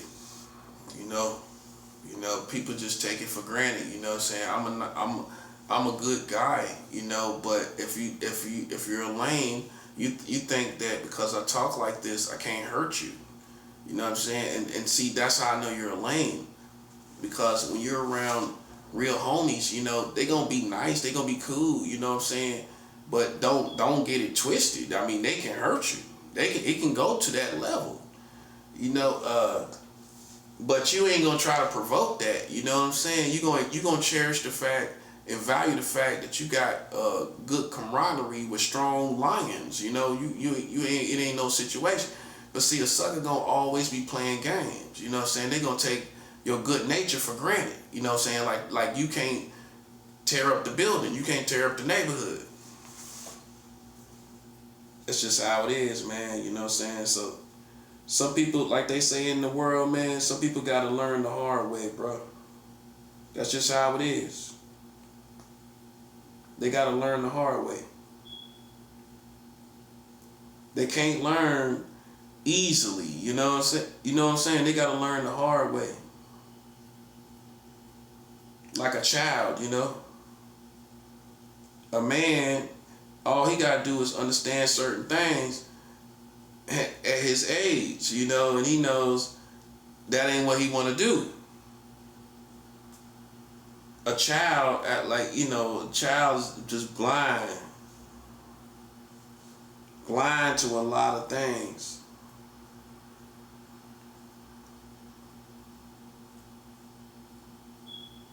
Blind to a lot of things, man.